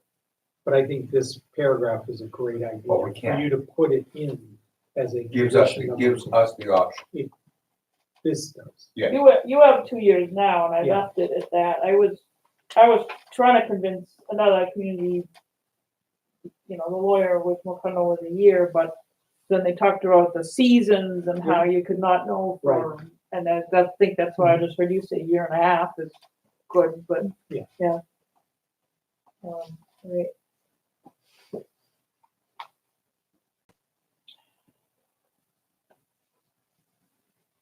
I took out, you had a compliance hearing in here. There really isn't a provision typically for a compliance hearing, that's an enforcement issue. Should number 5, where it says underground utility and then paren, telephone and electric, should cable be in that as well? Is that a utility? Yes, it is. It has telephone in You have cable, it? Yeah. is that how you have it? Well, no, I'm asking the question, and yeah, I mean, most of us that have telephones have our telephone tied to our cable, but Well, why wouldn't it include sewer and water lines and everything else? I mean, why are we calling it out? then Utilities are- take it out. Because I'm asking the question of if you're gonna put the paren, Well, you already have the sewer. Well, you have And water sewer, mains. it just says sewers though.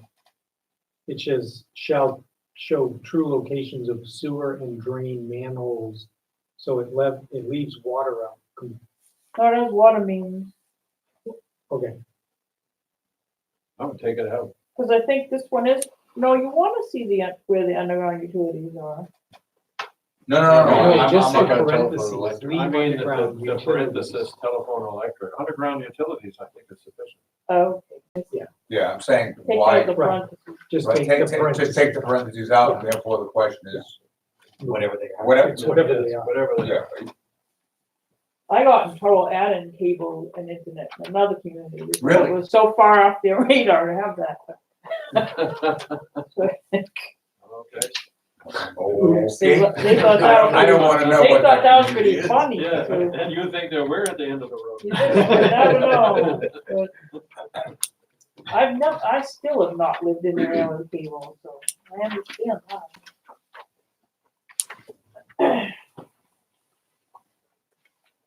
So that was a big change in this section, was getting rid of the compliance hearing.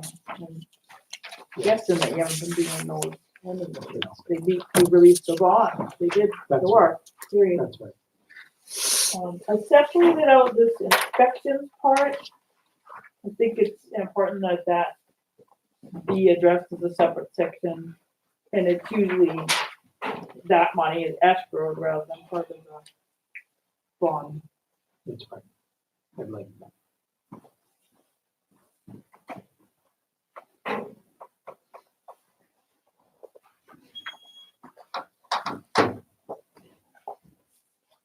And this is something that we have not done in the past that I really think is important that we start doing.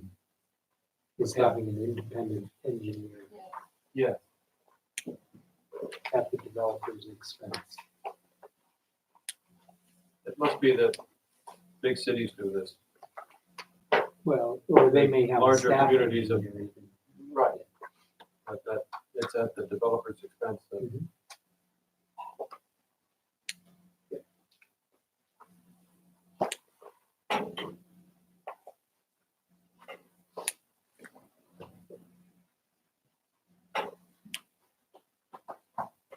So we ready to start Article 11? Mhm.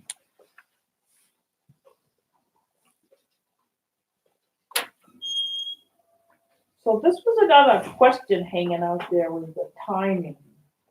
And then I kind of want to go back through it when I'm doing the next draft to make sure it all hangs together in terms of timing. It's common to confuse your timing requirements with the state vesting statute. And that's this 11.02. The state says what the timeline is for being exempt from changes in your regulations. And that's this 5-year exemption with active and substantial development within 24 months. And substantial completion within 5 years. So it's common to confuse that with your own deadlines, but it's really two different thoughts. The state isn't saying you have to build it within that time. They're saying if you do, you're exempt from zoning changes. Okay? So this paragraph 11.01 is a different thing. And I think right now you had something about, I can't remember which is in your current regs right now, but I think you had the 2 years from the notice of Notice of action action. already. I think you're right. But then it kind of came up in conversation about the last major subdivision. Well, what if it takes them a year to comply with the conditions precedent, right? You've signed and issued the notice of action, and now they only have a year to build it. So that why I wondered if you might want to change it to 2 years from signing and recording the plan. Okay, That's a definitive cutoff. Yeah. They've met the conditions precedent. And I think that would make more sense. Yeah, I agree. an unrelated question. For whom do building inspectors work? Select board, Select. select board, Who pays them?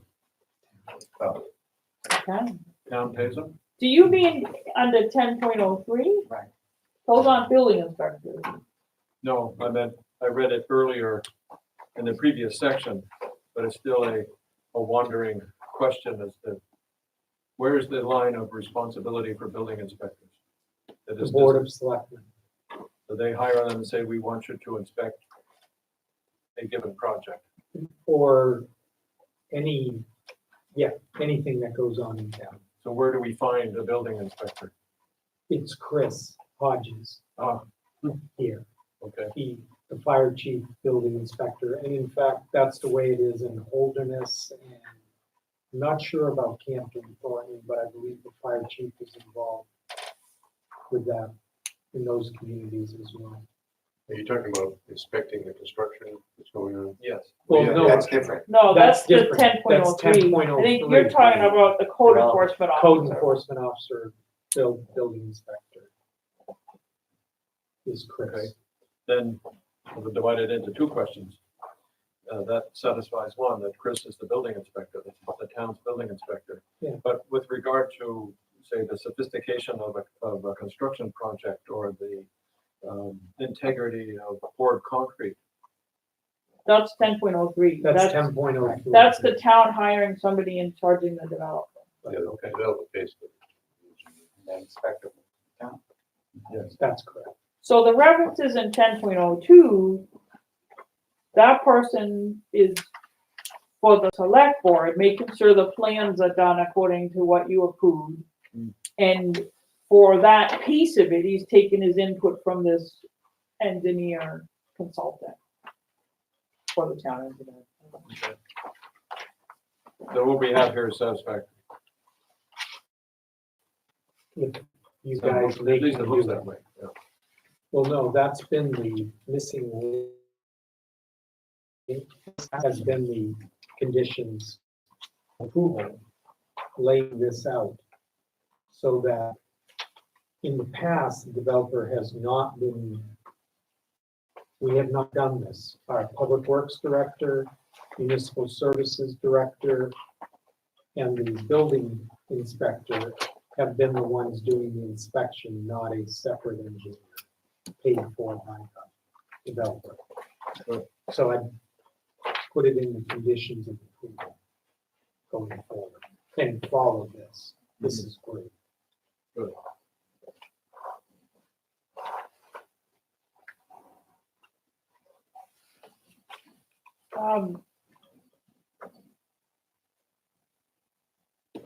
I really beefed up the section 1102. You got a reference to the state law about, which is again saying that it's vested with active and substantial development. But what does that mean? You really need to decide for each project. And this is some language I worked on for another community that I thought, see what you think.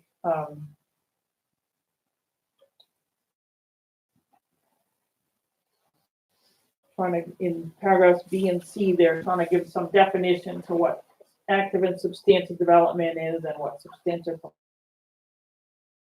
completion. May not be a good fit here, but I think we need something.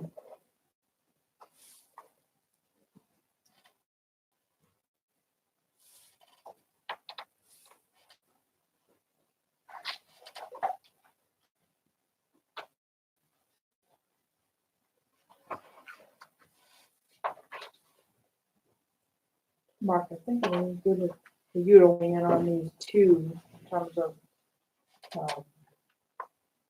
the typical processes of. Yeah.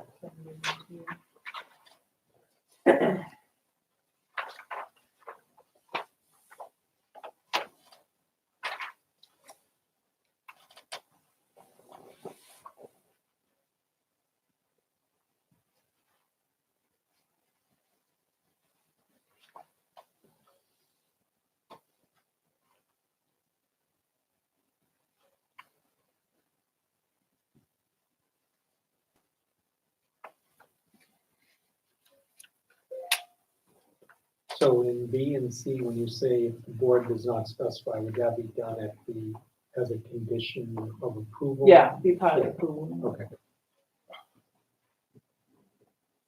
I think leaving it kind of open-ended so that you can do it on a case-by-case basis and really specify what you're gonna consider in each case to be the substantial completion or active and substantial development is a good idea because for something like building a road, if you're on a very steep slope or something and there's one building season available, it's hard to secure that, and you know what I mean? So that may be different than if you're building on the valley floor in a flat area.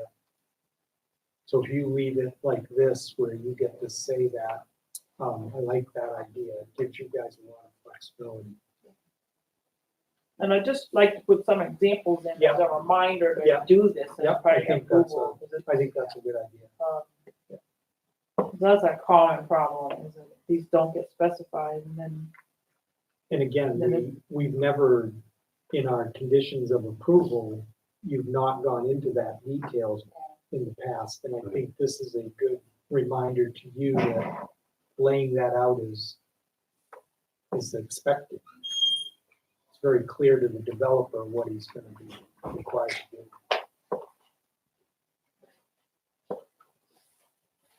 all right, and the rest of the admin part's pretty straightforward. No changes in there till, the effective date. I like to put in the actual signature field.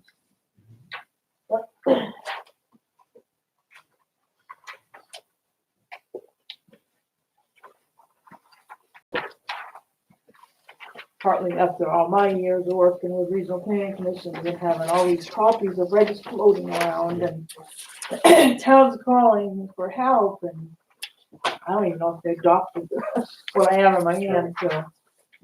It's a good idea. Put the legally required part right in.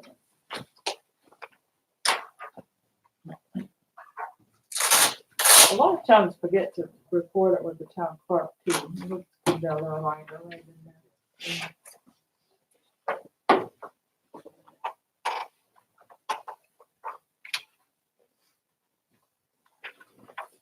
So I will make the changes that we've talked about. So the next draft you see will be this one with those changes in red line and strike out, and I'll just highlight some areas that we're still thinking of. Thank you. Well done, thank you, Tara. Yes. Boring.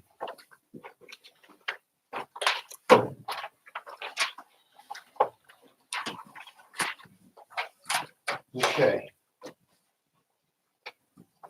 Did you have anything else, Tara? You want to- No. Did you have a discussion about the evening thing, so Tara was from here, or, her days? I was going to bring that up, but, Oh, next item on the agenda, Tara, is the, meeting adjustment time. You had provided certain days that were available to you, and we had gone out to the board members and suggested, they were supposed to suggest 2 days that were okay with them, 2 evenings were okay with them. except not everybody did. Correct. That must mean Oh, well. anything's good then. Anything's good. That's possible. I think it's Or John and nothing. Mike, Uh, Pretty much, anytime. other than operations. John, is that where you were coming from? Not to put you on the spot. No, I guess. At the Well, to last be honest, meeting, I really don't want to go to another meeting, but, okay. Well, now, just to clarify though, are these meetings we're definitely gonna have every month, or is this as needed? It's my understanding it'd be on an as-needed basis. Right. If there's a public Right. hearing, that the Right. public Right. hearing meeting would be in the But this would let us all block it out on our schedule in case. Just in case. Yeah. So it's not definitely every month, it's as needed. Yes. Yeah, Right, so you might use it when you have the public hearing on the subdivision regulation. Right. Or a large development that's gonna get a lot of interest. Right. So the results you have in front of you, there's a compilation of the results that Nick had put together from that. Thank you, Nick. And it appears as though the most of the one that were available, the day that has the most availability to the board members is the third Tuesday of the month. I will not be able to make that one. Yeah, I would swing one of my Monday votes to that first Wednesday vote. If that helps keep us away from the Tuesday. Any other day, but. So Wendy doesn't like Tuesday. We already have prior to that. Yeah. It's not very good for me either. You guys can go. Show up. I mean, there is a quorum. I guess that's That's probably it. what you Yeah, really need that's to look at. what makes it work. A good quorum. Well, even if we move Wendy to Wednesday and we add John, is Wednesday a reasonable one? for Any you? other day but Tuesday. And Mike, did you have a preference? for As long as we're here, and I'm not off speaking somewhere or something stupid, I'm here. Does it work for you, Nancy? Yeah. I think so. Now, trying to look at my The first results. Wednesday. First Wednesday. Oh, no, because I have book club days on the first Wednesday of the month. So I have a prior commitment. So last night, or we moved it. But this is not something that is gonna happen regularly. But if it happens ever. the If first it happens Wednesday- ever, then you're important to us, so that.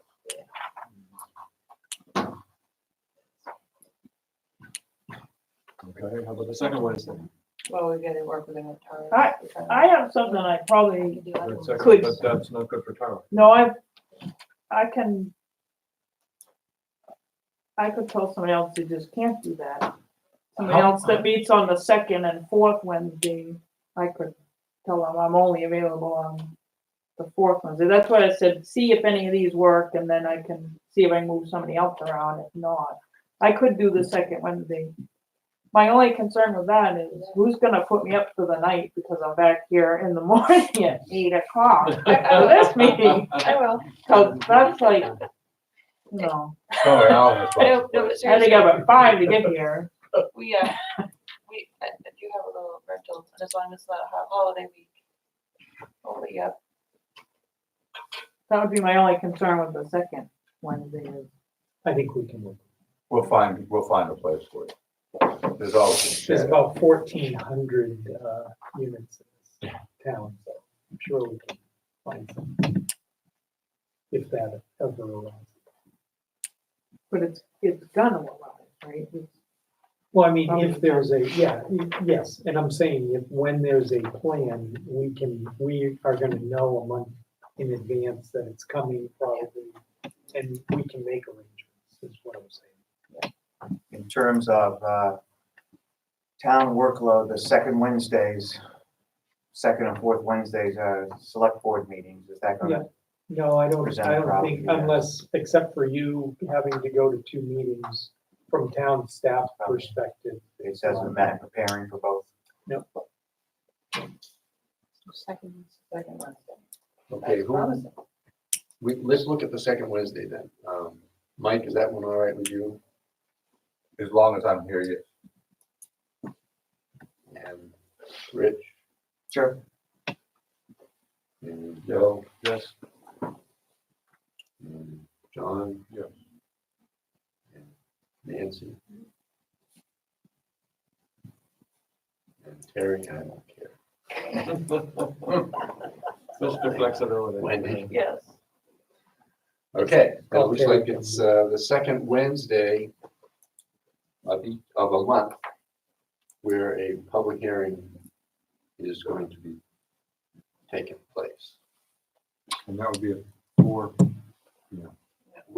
No, six. No, Six at one time. 6. I'd say 6 would, because we already have a selectmen's meeting that afternoon, so. Okay, so, the alternate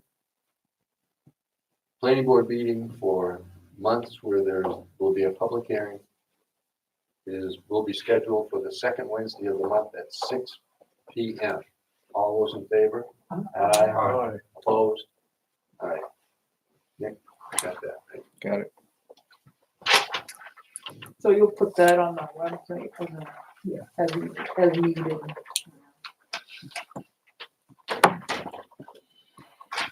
Okay. Next is another fun one. Master plan vision statement. We had a master plan vision statement that we started out with. There was a lot of discussion, a lot of changes made. By the end of the meeting last time, we had rewritten it. Then it had gone to Tara for her input. She sent it back with a slight change or two. And then it went out to the board generally for comments. And I received 2 comments. And the only thing I can think of doing is, if we're gonna get this thing done, is to start out with the statement, or with the draft by Tara, or as amended by Tara, and then take the comments one at a time as proposed amendments to that statement, have a discussion on that amendment, and then vote whether or not that amendment should be added, and continue right down through until we get to something that is acceptable to all, or to the majority, let me put it that way. If that's agreeable, then we'll proceed that way. And I'll start out. We all had copies of the statement. And Which Oh, statement are we Which, working I don't on? have copies. Yeah, of I'll the- I'll go we need reprint to- those. We need to work with English. It's too hard to. On the screen. oh, I thought you meant had it. Do you want it?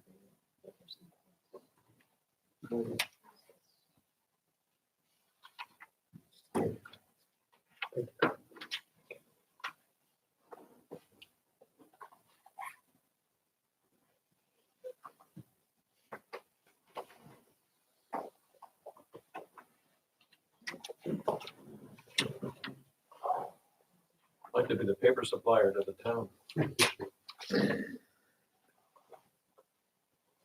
A box a month, whether we need it or not. It's not the paper, it's the ink. Exactly, that's why I don't print anything at all. Well, it's a laser printer. You gotta get a laser printer. Yeah, I know. But, And they're If I cheap. printed They're this cheap thing out, my printer, it'd be $100 worth of ink. I know. It's I unbelievable. know. Yeah, so a laser printer starts to become economical. It does. Epson's supposed to have one now. They're only $400 now, so.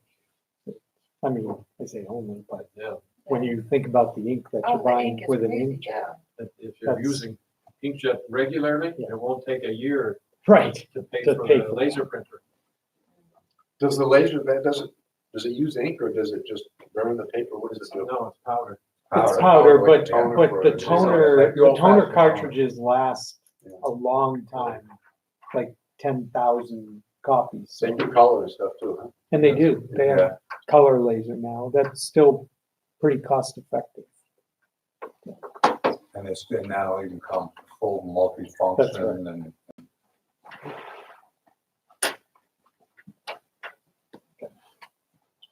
Perhaps we can, while we're waiting for copies, something else we can discuss. Nothing in short term, I don't, we got the CIP that Yes, the numbers. is going to be presented. Yeah. I didn't think it was gonna take too long to copy. There. Oh. Thank you.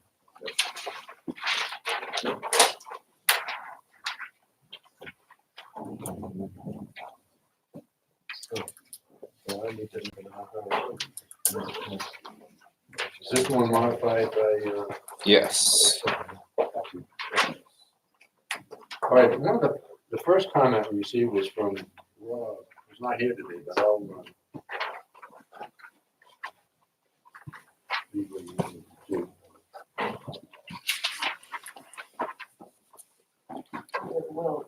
Yeah, just some thoughts.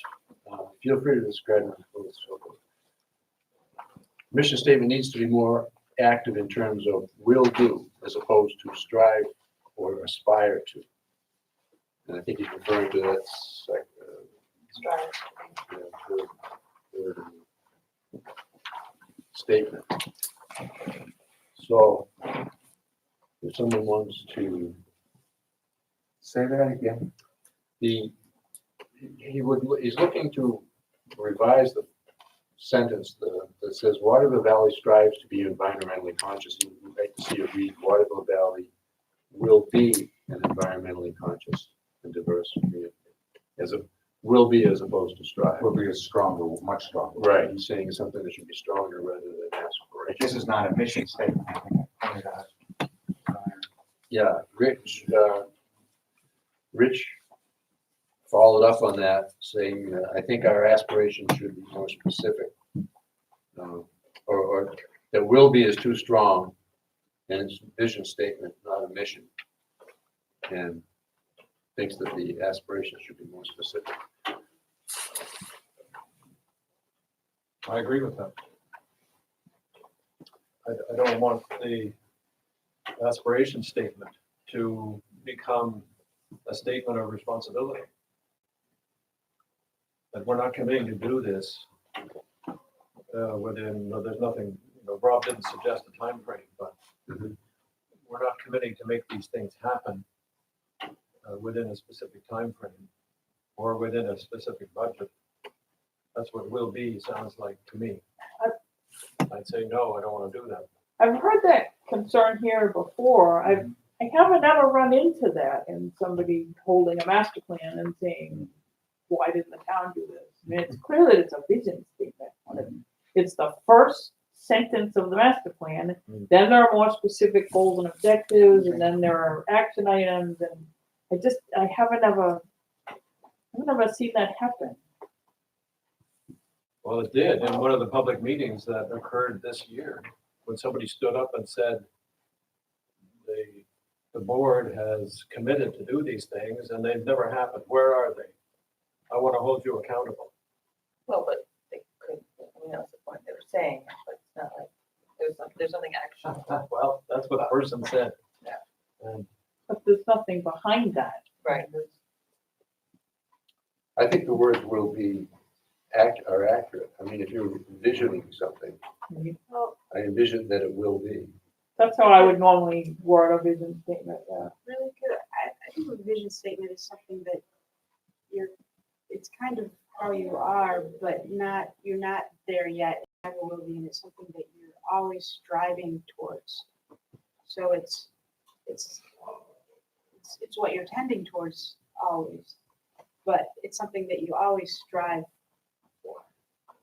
Will be, it sounds like you're actually going to reach it, but a vision you never reach, and so will be doesn't make sense in that sense. Aren't you these things now? You talked about strengthening being an environmentally conscious community, but yes, kind of are all the other things already. Really? What does diverse mean? Yeah. Well, and this is why we need to qualify it by saying by making it a vision, would be the best, most, like, we have to pick what we're gonna be the best at. Are we gonna be the most natural? Are we gonna be you know what I mean? Something that we're always striving towards. So we're always striving towards being the most family friendly, the most environmentally friendly, something that we always need to strive towards, not just a recreation. How about Waterville Valley's goal is to be? I don't know if it was in that. That's not the issue. The issue is what is our goal. So what are we striving towards? Because goal, when you say goal, yeah, that comes next. Like when you state, like, here are our goals, and then we measure them. But what really is our, what are we really trying? aspiration. Yeah, what really is our aspiration? The closest to nature, that a community can be? What is it that we're really trying for, that we will never achieve, but we're really gonna try for all the time? What if you just use the words in it, like the vision, something like the vision of what our Valley residence is to be? That doesn't, But you're saying. that's not one. changing the concept, which we don't have yet. Well, I thought this I mean, striving. comment striving, wasn't striving. about the concept, it was about the actions of. Yeah, but what you pegged was that we don't really have. Because you're right, that we already are a recreational community with great education. But our vision would be that we have the best education. That we have the most or the best or the most diverse or the, most natural recreation. I mean, what is it about? What is our vision that we're always going to be working towards? That's the vision.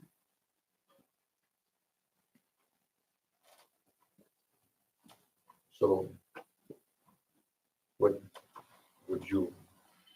I know, this is why this is so Nice hard. argument, but. Well, we say leave it the It way it is, is. it is, that's the thing about a vision, is you've got to think about, you have to be visionary.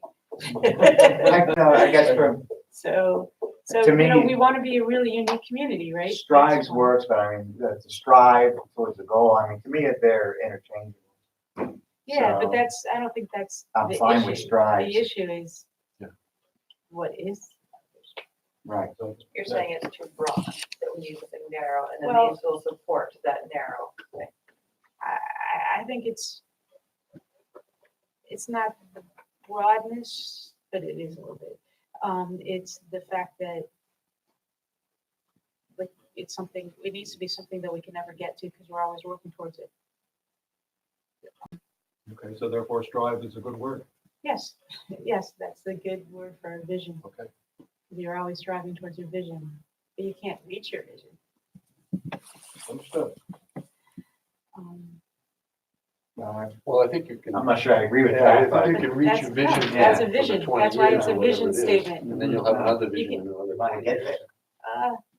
That's not, I mean, the point of a vision statement is you don't reach it, and that you can change, and even your mission statement that falls from your vision statement, you might never reach. And then your goals are like specific goals, and Right. To reach your that vision. might change, are gonna change, Yeah, it's the impossible dream. but,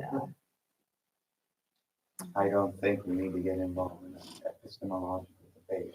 Meaningless yeah, words, but, but that I think is, strives is fine. Yes. I think yeah, that's, I mean, but it really, captures, it's what we- the other part. whether we reach it or not, I don't think we're Whatever it particularly is. diverse, so that's pretty good striving. What? I mean, I think some of these things are, we haven't reached yet, some of them we have, so maybe we can think about. What about recreation? Well, at the moment, we're talking about strives and will be. I'm not in favor. I think. Why, will be fewer words, much the too better. Yeah. The tighter it is, the shorter the sentence, the easier it is to remember. Water Valley Better. strives to be a great town to live in. Period. That's pretty generic, It's pretty short, but it strong. Doesn't say says anything. nothing. as opposed to a diverse. Well, I have a problem with the word. I don't know what diverse means, but I think I have a problem with it here. Well, anyway, I think Let's- strive, I think. Yeah, first let's get the strive Yeah. or will be taken care of. Okay. Then we can get No, I into think that. so. I think that will be is the better choice. I think that that's what vision leads you to, is what you will be. But if there's no more discussion, we'll just take a little vote on it. Yeah, so I recommend that the word strives be changed to will be, and we'll just go around the room, Mike. Why don't you start at that end, Chris? How come we always go first? I have a problem. I have a problem. I prefer the word strives. Okay, Will be, I think, is too strong. okay, Rich, Strive. I'm agnostic. Strives. John, I like strives. okay, Dan, Strives. okay, I like will be. I could go either way, but I do prefer strives. Okay, well, strives it is then. All right, and then the next thing, Rich, you had said it should be more specific, I think. Well, I think, in shorthand, I was just trying to say that I wasn't sure, I think it's the sort of comment that Mike had as to what some of the terminology means, but again, listening to Tara, perhaps that comes later in the document. Right, I had provided some draft goals that you might Right. talk about for under Right. this. Right. Like, this is the introduction Introductory really to sentence, your right, goals. That sets the tone. right. So did you want to make some specific, change that would, Well, it was a question of just some of the term, I had an issue with, diverse and vibrant, I don't know, how we are surrounded by natural beauty. I don't know what striving has to do with that. Don't cut down, well, I mean, we get a lot of trees in the town. We got 40,000 acres of trees or something like that, 42.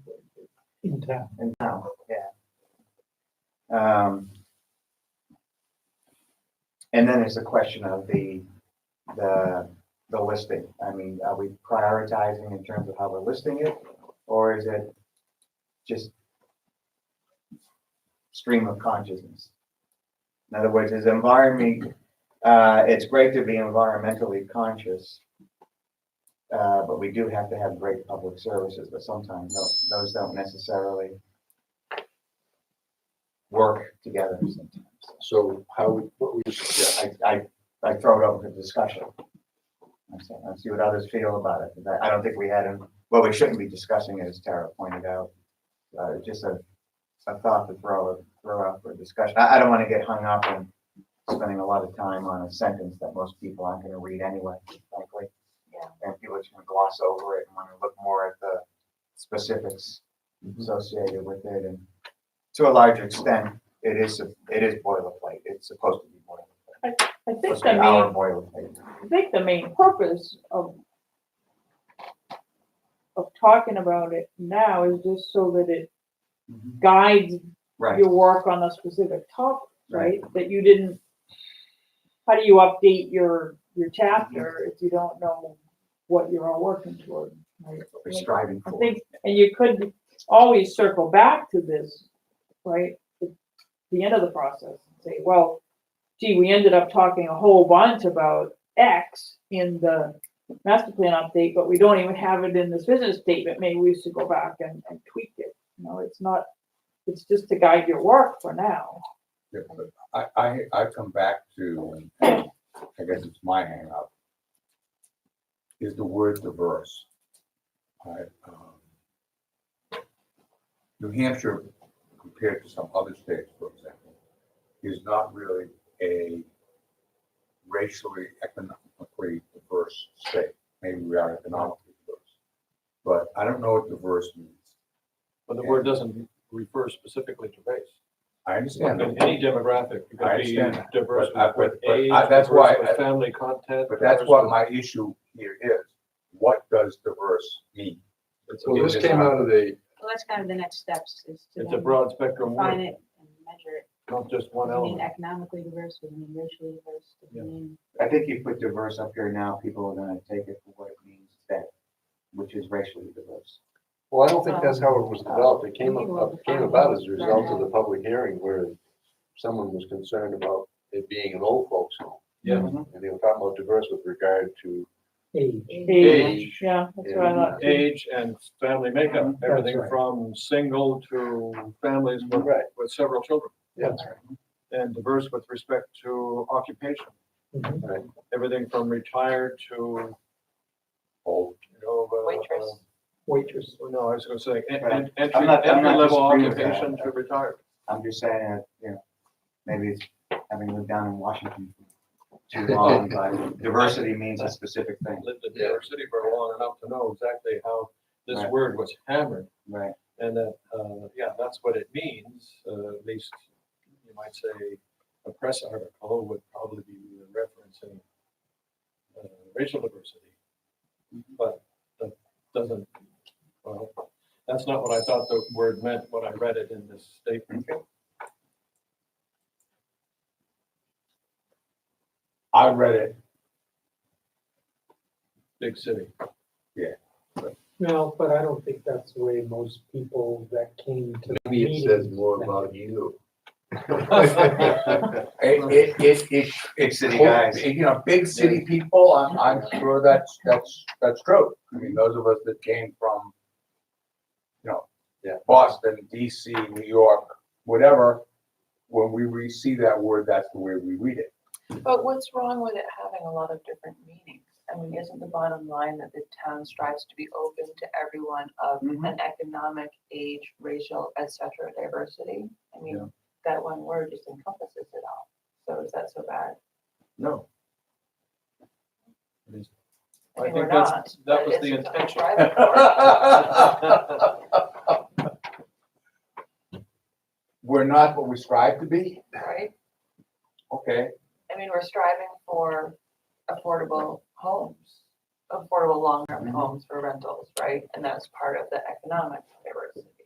We strive for a good school system, but that encompasses the family and the age diversity. and the things that we're doing for preschool and things like that. Exactly. So. good word. Or do Okay, you have any substitute words? Do you want other, that is, what are the alternatives? I don't think anything is as all encompassing as diverse. You could say open. Wide variety. Versus a good word. Why use Okay. 5 words in one? Okay, Terry, you pick the direction in which you want the vote to go, and then we'll. Was- Okay, if everyone else is From left okay He with lost the right last there. one, what are you talking about? I'm just being. He was the whatever. only one He in was favor the of only changing one. his word. Yeah, exactly. okay. I don't think there was enough argument to take it out, so we'll leave it in. Okay. But to go back to Rich, you were concerned about the priorities and the way. I just raised it as a question, how do we look at it in terms of priorities? Or do we imply a priority, I guess is the question I have. I don't think it implies a priority. I don't know how else you could do it. Sometimes you, Well, with the priority, I mean, yeah, sometimes consciously. it just reads better in certain orders than Right. others. I mean, I think Terry was just trying to make a sentence out of the terms that you came up with and listed at the last meeting. I'm not sure how, I was thinking about that, where, I'm not sure where else you would put that adjective. So, Rich, you don't really have any real concern with it. Does anybody else have anything to say about that? So it's open to any other comment now with regard, we covered the comments that I received, and then an additional one with Mike on the verse. Is there anything else that someone might want to point out that we change or discuss further? surrounded in natural beauty. Corny? Well, I mean, we're striving to be, Yeah, that already exists. Yeah, we have nothing to to do be with it. diverse, to be a vibrant community, It's here. to have great public service. Well, you could change that by saying one of those, especially be environmentally conscious, diverse, and vibrant community with great public services and Maintain it, recreation and education. Instead of surround, you could say maintaining natural beauty. Or which Oh, value? that gets us in trouble. Yeah, you're right. I take it back. Or say, Which sets in national beauty. or with the value of our natural beauty, or value of our natural All you have to surroundings. do is say set in. Yeah. And we have nothing to do with it. We're here. Why do we need it? Well, it was brought up again at the Because public it's a hearing. feature, a value. Yeah, Yeah, I think Yeah, but it's not something we're doing. it doesn't matter. But we gotta make sure it If stays. somebody reads one sentence about your town, you want it in there. Which exists in harmony with the surrounding natural. yeah, I think it's important to have it in there because this is one of the things that we want the planning board to keep in mind Right. whenever we do an approval. Yeah, because it does come up every time somebody talks about why they're here. What if you put So the you want- surrounded, what if you put surrounded in the White Mountain National Forest? I mean, we're in the White Mountains. Something to that effect. But you want to reach all of those goal words while you keep the natural beauty, so you exist in harmony with it. Which you may tweak things, things may change a little bit, but you're not gonna destroy the natural beauty in order to get any of those other things. Yeah, I feel Well, like, it is a long set, I'm sorry. no, I was gonna say, I feel like accentuating that natural beauty is more important and in character with the town than the town at the end of the road atmosphere. Like, I would almost be in favor of removing that last phrase It is a long sentence. and expounding on the natural beauty.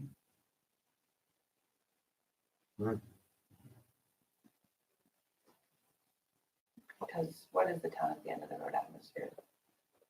I think diverse is Just hard. the town at the end of the road is a statement of our uniqueness. Or is it that we're out in the middle of nowhere? That too. No. I mean, And loving it. well, yes, but Most does times. that say that here? I mean, That's part of the reason that some people move here. Yeah, I think that But it- speaks to a certain. But if we continuum. weren't surrounded by natural beauty, if we were in the middle of an industrial zone, but just at the very end of it, would people want to move? And I'm saying, That's right. it's not the, it's not that they're at the end of the road. That's right, we're in the desert at the end It's of the we're road. surrounded by right. natural beauty, Right? you I know? think, yeah, How about Waterville Valley, comma, surrounded by the natural beauty of the White Mountain National Forest, comma, strives to be an environmentally conscious, diverse, and vibrant community with great public services, recreation, and education, period. Okay. Actually, I was thinking about turning it around to make it even more goal-oriented, to say something like Waterville Valley strives to be New Hampshire's most vibrant, diverse, what do I want to say, environmentally conscious, town, I don't know, with great public services and education or something like that. It kind of falls at the end, but you get the idea of New Hampshire's most vibrant, diverse. So something that we're always gonna be striving for. Like, what do we wanna, Right. something that we're always, Is that true? I mean, you wanna be more of that than Conway? And what? Conway or we really wanna Lincoln? be we wanna be best situated, being situated in nature and reflecting. I'm not sure that's what you said. Yeah, no, I I'm totally hearing agree. you wanna grow bigger than Lincoln and No, Conway. I agree. Not I bigger, agree. better. It's, Most that was- diverse and vibrant. yeah, no, That just tells That's, me that's you not, wanna, that's, you wanna compete with Lincoln and Conway. small, there's a difference small between town, big yeah, and so better. now we need to So maybe not No, the it's just emphasize our simply- small townness. Yeah. It's the connotation Well, of Because it. that's what makes us special, is that we're a small town. Right. But I think we just shifted here, if I may say, I mean, I was just trying to get surrounded in natural beauty and, Yeah, Can I offer another way of doing it? right, up to the front. And then we can talk about what adjectives you might want to put it in. Rather than moving it to the front, I would suggest we might do it this way. Waterville Valley strives to be an environmentally conscious, diverse, and vibrant community with great public services, recreation, and education, while remaining surrounded in natural beauty and with the town of the end of the road atmosphere. so not that that would be in the road atmosphere. I think the added word is not deleted though. Yeah. But But just I for the think that was record, a very good point that you brought up, which is what's really most important. It's not our diversity. I mean, that's not what we're really, like, when you think about Waterville Valley, you don't think about our diversity or the town vibrancy. You think about, I mean, in a sense you do, you think about the small town, like we have to really think about who we are. Or a vibrant small town, I think We need people to- think about to make that. White Mountain National Forest, Waterville Valley, Beauty. White Yes. Mountain National that's the Forest. principal reason Like that the people most move here. vibrant small town in the White Mountain National Forest. Maybe that's what we want to be. Yeah, because we need to be, Yeah. Best town there yes, we need to be For vibrant, to vibrant. preserve the small town. Right. That because of our To me, that recreational suggests, and natural resources Right. beauty. but vibrant to me suggests lots of development, nightlife. Well, and- we define that how we want it. Right. Um, Sorry, we have white light. But we want to be the best small Watching the town. bears. in I was gonna say, watching the moose. Is that what we want to say? So you can. I'm walking across the Watching hall. the bears at the dumpsters, yeah. Small town atmosphere. Are we ever not gonna be, do we have to say that? Can we just say the best small town in the way not, then we are never gonna. Well, what's the best small town? I mean, what makes it the best small town? And how do you measure that? I think we're looking to show that Because we're not we're, gonna say the best, we're gonna say the most, and then we're gonna say like, are we gonna, we wanna be environmentally conscious, do we wanna be the best at what, recreation? We I wanna guess be I the do best at have being that. environmentally No, I conscious. guess I have a We wanna be the best philosophical at. difference with you. I don't necessarily want to be the best at any of that. What do you wanna be the best at? Environmentally, nothing. As a town, I just want to be environmentally conscious. I'm not trying to compete with anybody else.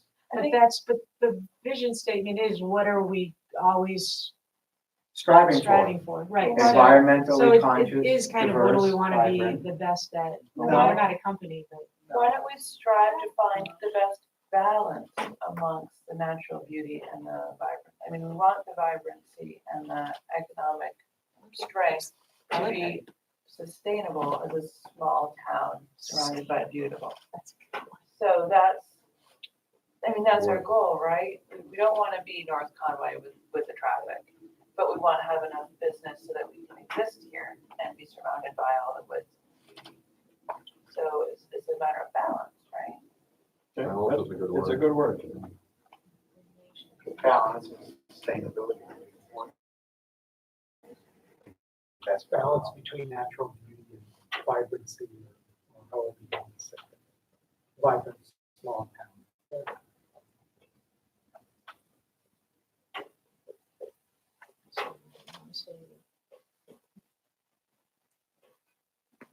Beauty, recreation. They're So saying you is, yeah, do- they wanna give up vibrancy. We have to cut down a few trees, so it depends, I guess, on how you see beauty, natural beauty.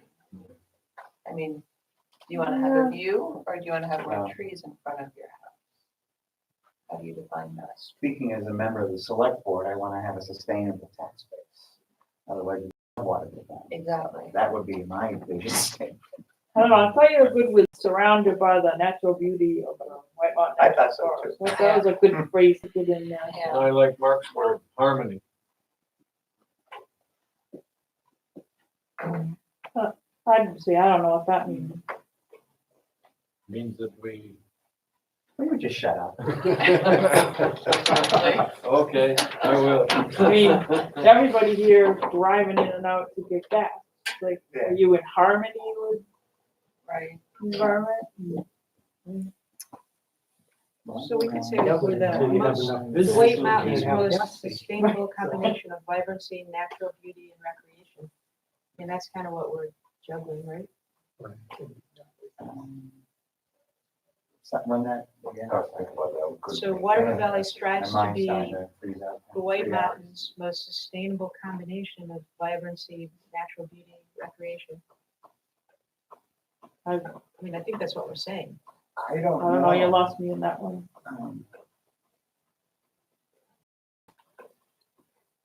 I think the balance that we're talking about, to go down the path that Wendy was talking about, the balance between development and our surrounding natural beauty. Because we need development, we need to have a sustainable tax base if we're going to be able to keep this.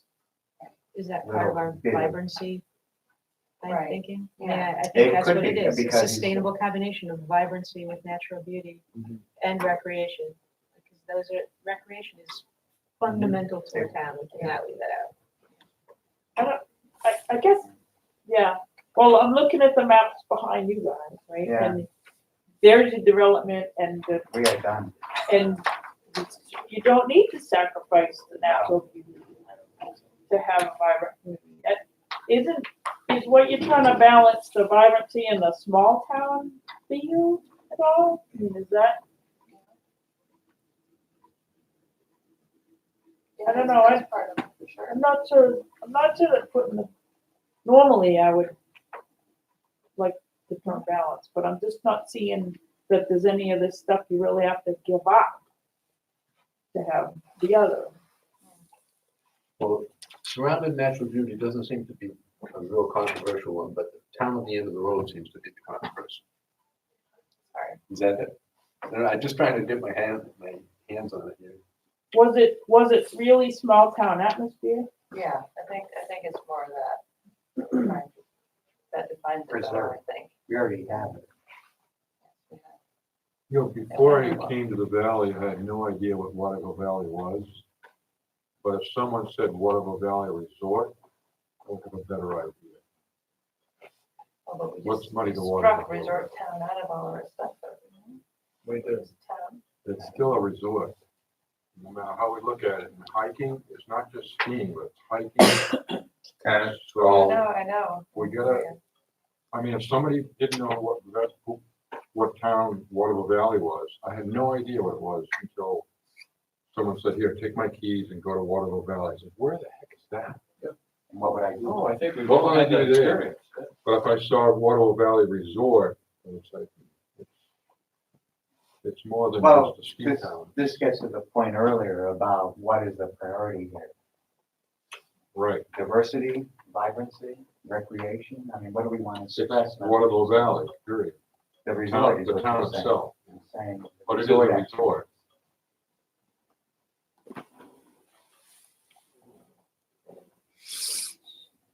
Of course, this is, we know what it is, but somebody who were trying to get into the valley, And we know They what don't we know what want it it is. to be.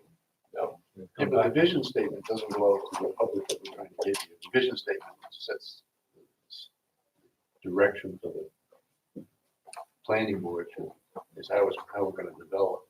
So I don't think it's a marketing situation. I mean, you can certainly throw a resort on anytime you want to market it anyway. But it's supposed to guide how we are developing the future Yes, those things are. in terms of recreation. And what we try to do when we talk about diversity, what we're really talking about is making sure that we have a sustainable tax base in future years to support the town's existence. I'm sorry, I need to.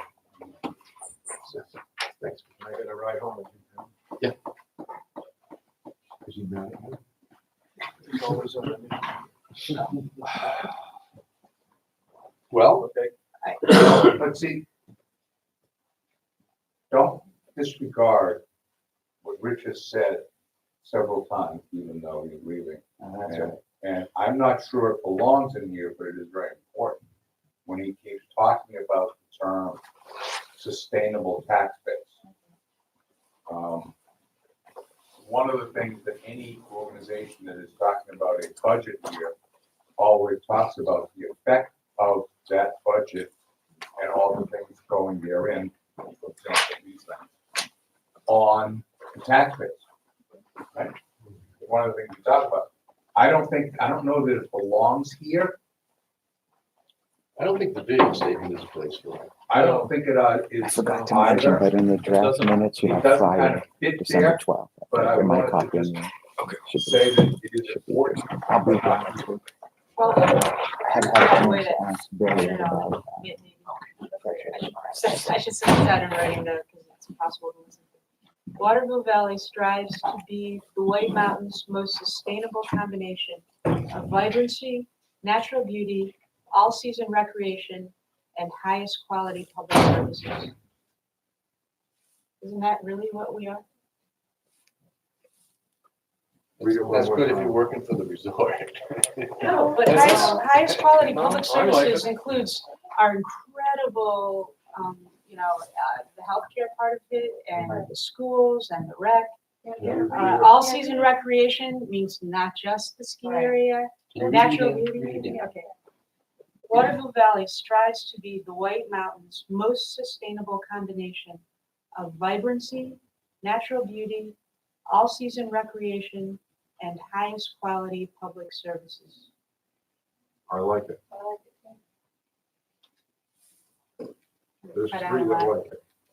We win. Well, I can send it around in writing. Why is it just the White Mountains? What about the Lakes region? Okay, then we could say, New we could say New Hampshire. I would say Yeah, I'd rather say New Hampshire than just put it to the White Mountains where, with the exception of a few municipalities, they tend to be pretty rural. No, wait. I like White Mountain. I don't wanna change it because you wanna change it. I'm sorry, I like White Mountains. Why would you change, we're right in the middle of the White Mountains. Yes, we are, but that also eliminates all the rest, other recreational areas such as the lakes. That we could be competing against. We don't care. Well, no, I mean, No, we're no. already competing, but when Yeah. you say that, we are competing with theoretically Lincoln, we're competing with Conway, North Conway, Bretton Woods. Yeah, White Mountain's part of our identification. Who we are. Okay, Yeah, We we're can, we not, can even, encapsulate this a little better and say like of small town vibrancy, natural beauty, all town recreation. I mean, all season recreation and highest quality public services. That way, if we, and then we can have New Hampshire, and that way when we, do our quantitative analysis, we're only looking at other small things. like eliminate Concord and. I disagree because I don't think that we're in any way, we're not comparable to the rest of New Hampshire. We're not Manchester, Nashua. Well, that's why I said small town vibrancy, natural beauty, all season recreation. So, It's quite unique, the fact that we're. because our here. small townness is really unique, that's not gonna change. can you read it one more time with your New changes changes, in there? okay, so Waterville Valley strives to be New Hampshire's most sustainable combination of small town vibrancy, natural beauty, all-season recreation, and highest quality public services. Print it. Small town vibrancy. Well, we worked small town in there somewhere. Well, like yeah, that last print it word out there. and think. I just, I'm trying Yeah. to figure out what, I can't picture what it is. Well, and that, yeah, I mean, we can wordsmith it more, How, but how does that compare? God help us. but small town vibrancy is a little To different. Lincoln. Now, if you took it to Lincoln, and no way we would ever want to be like Lincoln. But Lincoln, is this kind of a small town?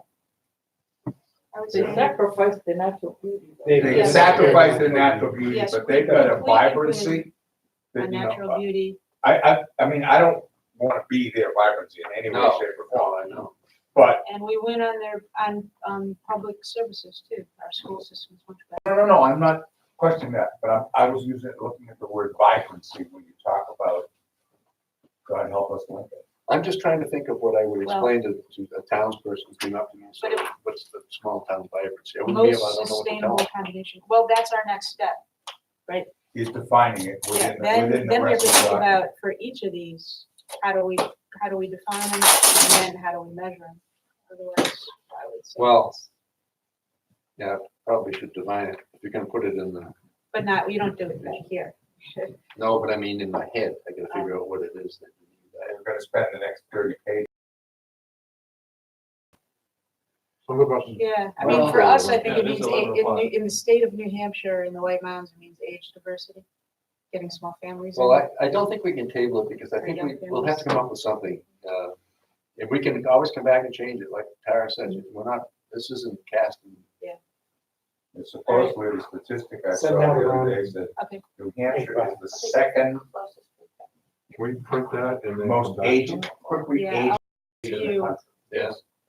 I don't know what was number one, but Florida. oh, sure, I mean, yeah, Florida. But Florida you think of as a state of retirement, which isn't true, but that's the way everyone thinks of it. You don't think of New Hampshire that way. Not yet. Okay, so we've got a statement that I like that statement. it seems to be acceptable to most. No, I'm. Okay. It's getting there. clearly getting, It's it a is really good clearly thing. getting there. Why don't we print Okay. it and then I'll pass it around and I'll take a look at it and take it apart again. And John thinks it's fine because I think it's not. It's okay. I lived here longer. Nick, did you get it written down the way it was She's last? gonna- She's gonna send it to me. Okay. And let's just go through and see if it's acceptable as a beginning vision statement. Mike? You Oh, I have you no think problem that's with that. acceptable, Bill? Yes. Yes. No comment? Yeah. Okay. Then, we'll, with the majority of the board, approving of that version of the vision statement to be the beginning So the next round. of the next round, yeah. We'll set that at this point as the vision statement to which we'll work for the, Which we'll work on next time. to the, Okay. master plan. By the way, Tara, thank you for your vision. Thank you. No, that was Terry's, I just changed the words. What was that? Good start. Okay. So next meeting, or next time we're bringing up, we'll be talking about some of the, I guess the next thing would be to go into the sections, Tara, do you think, or what would be the next step in Do getting? you this wanna master talk plan? about some goals under that? I guess if that's the next step in getting us to that point. I would add some goals under that I would treat that as an introductory sentence to the vision Okay. statement, but think about some general goals. Okay, so if we can think about some goals the next time, we'll start that discussion with regard to goals. Nick, can you put that on the agenda for that? Yep.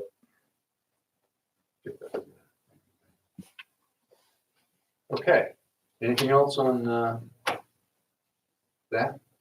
Then we'll go to the CIP. If you have any questions, come see me. Okay. Or come. I mean, unless you want to, I mean, I'm willing to sit here and do it, but you're all looking like you're pretty. So, I have a question on this, actually, we're gonna talk about later, is that, what is it? and I guess it comes back to a humongous thing, which would be, we keep talking about having the major circle, having bike paths or anything else. Is that something that belongs in here? So that's here in two ways. Road repaving and sidewalks, year 1, 2, and 3 have no numbers on them yet. Oh, okay, That's because if you go on the back side, okay, okay, and you go to buildings and ground. Yep. You see town projects, engineer and design. hang on. We are seeking an engineer to help us during 2020 put together the plan, which will be the repaving. So it is not being ignored, it's just not in there yet. That's Say that right? That's correct. I also have something I'd like to see in there sometime. We really need a charging station for cars. Really need it bad, like yesterday. Yeah, that would be great. How can we get that involved? Well, where are you gonna put it? Because you Exactly. can't put it on town, if you can't put it on town land, then the town shouldn't be paying for it. If you're gonna put it on town land, then yes, we can include it. But we shouldn't, I don't think we should be paying for a charging station to go on in the parking lot at Town Square. That's not what public money is for. If they think it's important enough for their customers as a business, then the business puts it on their land. If you have, if you're saying that you think it's a good idea to put it in these parking lots out here, that's another conversation. But I would question, is it really appropriate to be in the middle of the public works and public safety area to have a recharging station and have somebody leave their car open? I agree we need them, but is it a public issue? Or is it a private company issue, and where are they?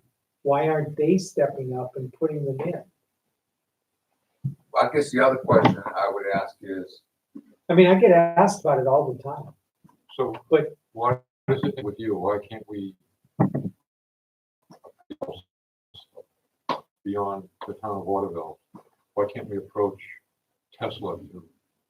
Well, put one but in? is that, so are you saying the town should approach Tesla and put it on a private property. You know what I'm saying, is I'm saying we should discuss it because we need it. Well, I'm not shutting down the discussion, I'm just saying I it's know, not in here it's- because it we has- don't have any town land to put it on. That's what I've told the Resort Association. Yeah, it's a great idea and we need it, everybody agrees to it. Yeah. But should we spend public money to put it on private property? So I'm a little confused. Are the charging stations free or do you put a coin in it and it, They have it in a whole bunch of different ways. so why couldn't we look at it that way? For a return rather than, Again, what we're not, public we land wouldn't do be you put paying it for on? it. What public land do you put it on? Yeah, but why should the recharging station be public anyway? Wouldn't it be Well, something that a condominium association would say, we'd like to have one, and they put one on their lot, because when people come to the condominium, they can park the car and walk to the Yeah, unit. that's my To point. have a remote area where you Absolutely. could have No, it should. Right, a that's, public. no, and people have been asking me over and over again, when is the town going to put in charging stations? Yeah, we don't know where to go. And I've said, We're looking for where does it go? Oh, well, we can put it in the Golden Eagle parking lot. Well, then let the Golden Eagle do it. Yeah. Right? I mean, if they think it's important, put it in. Yeah. Why doesn't Town Square have 10 of them in their parking lots? Yeah. They have all the land, we don't. Mhm. I just don't think that we should put $50,000 in here of public money to put these charging stations all over town on everybody else's land. That's a private Understood, yeah. amenity. But the It's a- pays for the electricity. The right.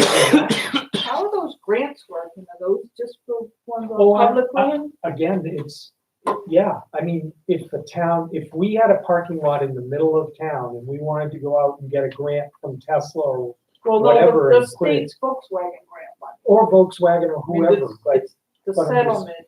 yeah. That the state has grants. I thought it was the Volkswagen settlement money. But I wasn't sure Again, if those have to be on town land. I'm or pretty not. sure we apply for them, they need to go on our property, is my understanding. Now, if My- somebody shows me we're wrong, then we can. I have a question, a general question. My understanding is that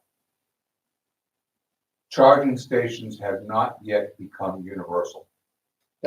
Sometimes, yes, that's correct. Like the Tesla ones, I believe, only work on Tesla ones, Tesla. my understanding is only work on Tesla Tesla cars. cars, Yeah. Tesla cars, and some of the others only work on. And Yeah. and unless, or, I mean, obviously, I don't want to get deeply into this discussion, but somewhere along the line, these manufacturers have to have somebody bang their heads together and say, okay, let's get a universal Yeah. methodology, all right, rather than having 3 or 4 that are different.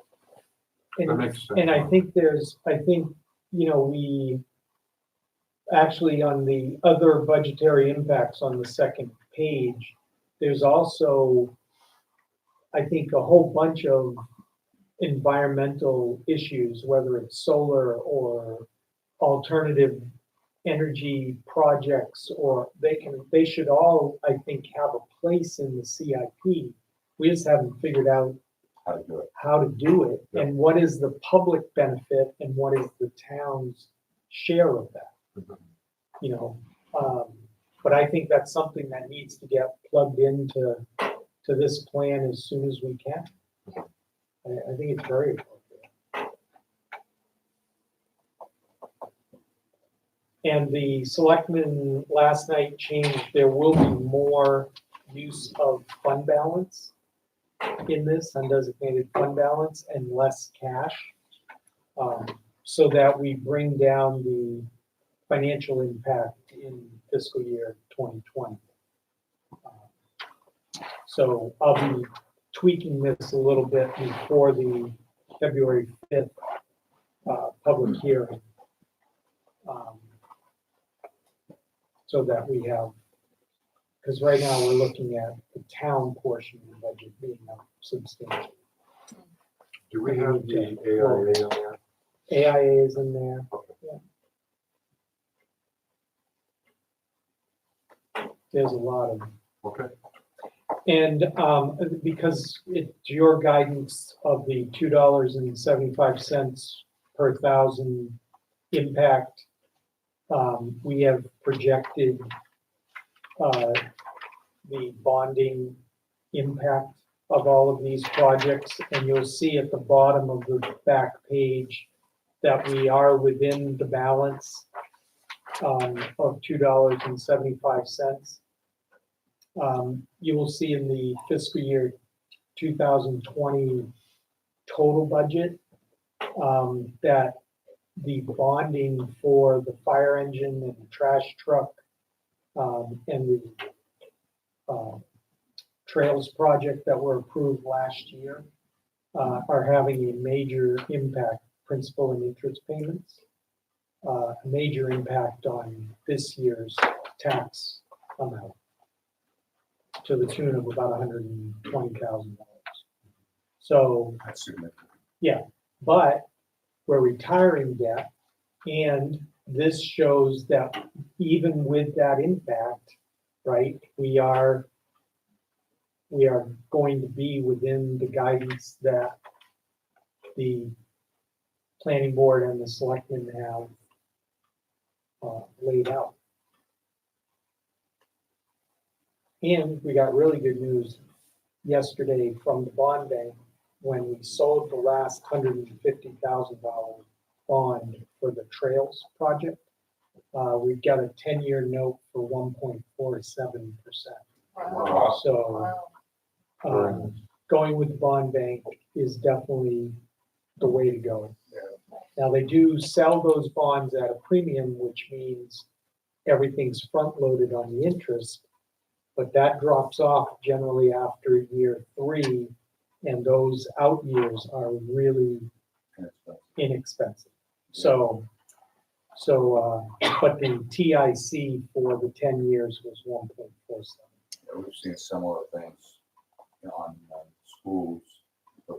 Yeah. School rec building. And the $1 million for wells 2 and 3, that we have applied to USDA Rural Development for consideration of their grant and loan program, which we did for the rest of the water improvements that we made in 2014 through 16. If we get that, we could get up to between 20 and 30% grant. Right. So that could lower that total cost Wow. by that amount. And when So- will we know that? We will know in April. So we'll know after the bond issue is authorized, but the $1 million would be the worst case, and then hopefully it'll be lower. I have a stupid question. Yeah. When we go, presumably the $1 million is going to be a warrant article. It will. When that warrant article is approved for $1 million, and then in April, they come in and give us $250,000, picking up. Yeah. Which means all we're going to spend is $750,000. Correct. What happens to the other $250,000? The $1 million is approved as a total project As a appropriation, maximum expenditure. maximum expenditure for the project. Okay, And so that will, the 250,000 will just become a portion of the funding. okay. So in other So it words. doesn't increase it to Right. 1 million. Right, so in other words, basically what it says is that our actual borrowing would only in that case be $750,000. Okay. Thank you. That was my understanding. And that project is really the only way for us to bring well 3 back online. So it is critical that we do this.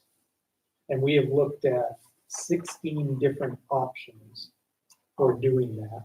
And this one is the one that seems to fit all of our criteria the best. So, Okay, thank you, Mark. We've all got copies of these. And just yeah, just come in if you have a specific question or you want to see backup information on any of the projects. So we'll go to committee reports. Yeah, a lot of ours is kind of summarized, right, in CIP. We have the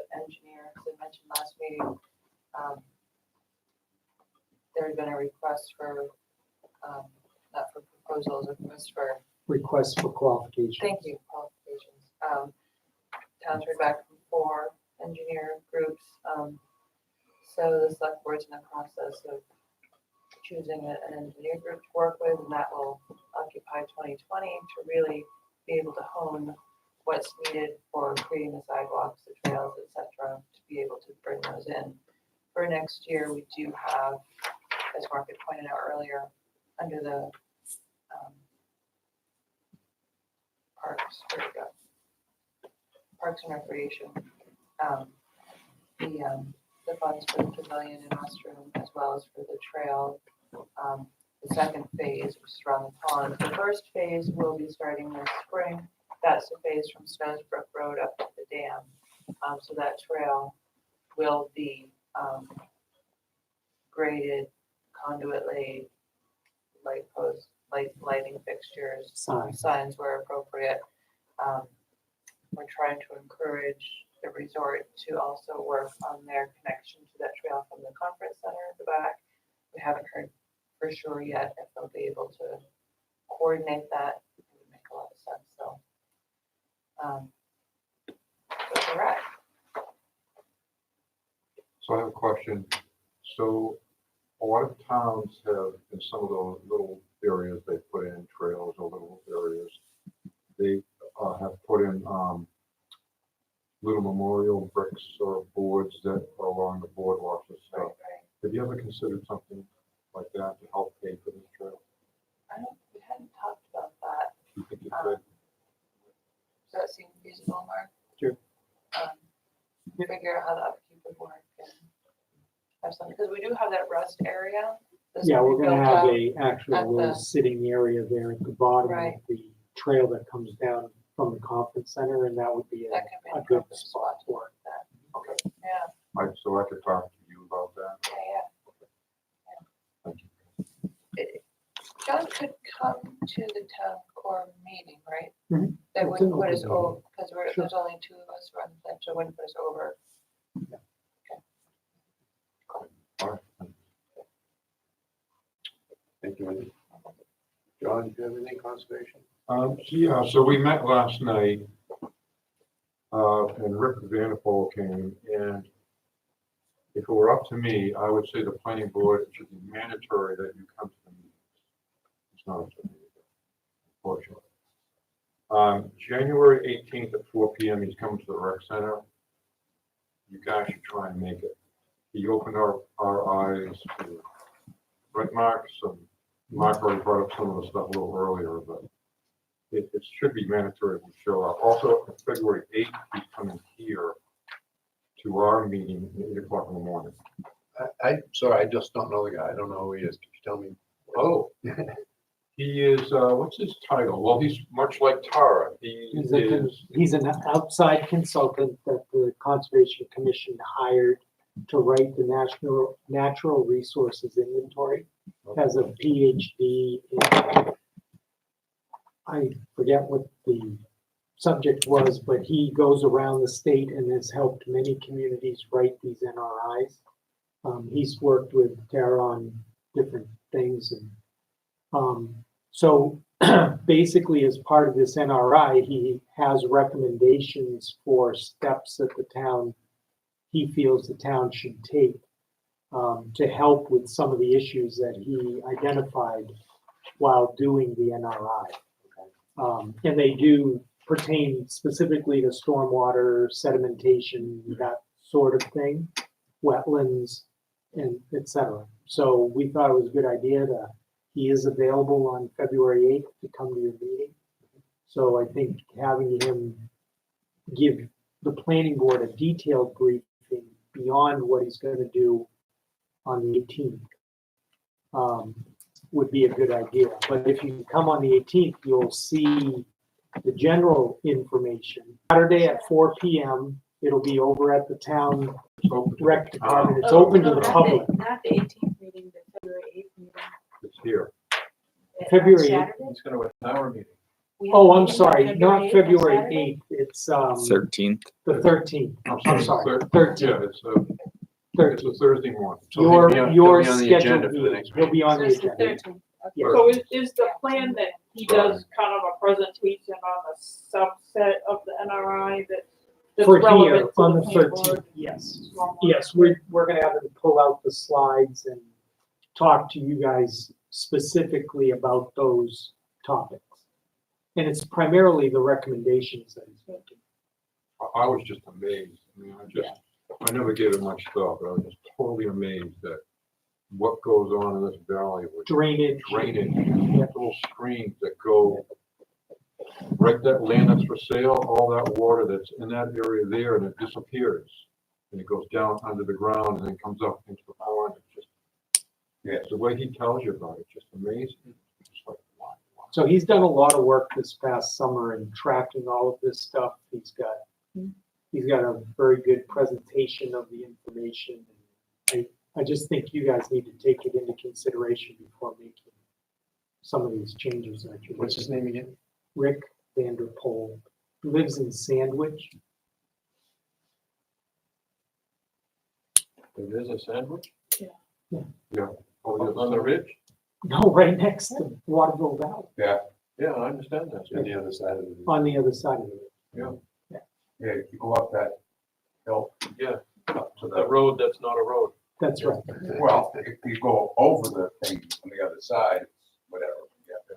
There was a road that goes up to a farm. and like- Anyway, I think that's a good idea. That's good, thank you. And it's gonna be at the Multi-purpose room and all that. Yeah, that's the January 18th at 4 p.m. Yes. That would kind of give us a little leg up on him coming here in February. And a lot of this information pertains also to the master plan. So the NRI is actually a subset of the master plan, and a lot of that information can be integrated into the natural resources chapter. Right, or you can adopt Or it you as can an adopt appendix it to as the an plan as appendix. a lot of towns do that. Is it on the website? Is it Not on- yet. He after the 18th will be posting. Okay, that's it. Thank you, John. Nick, any communications? Nope. Okay.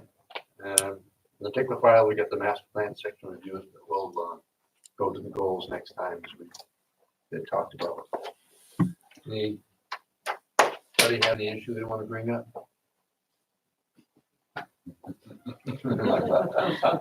John said, "Don't you dare." The silence was deafening. Mark? So, I'll make a motion to adjourn. Do we have a second? Second. All in favor? Aye. Opposed? Very good. Thank you very much for coming. Cold day.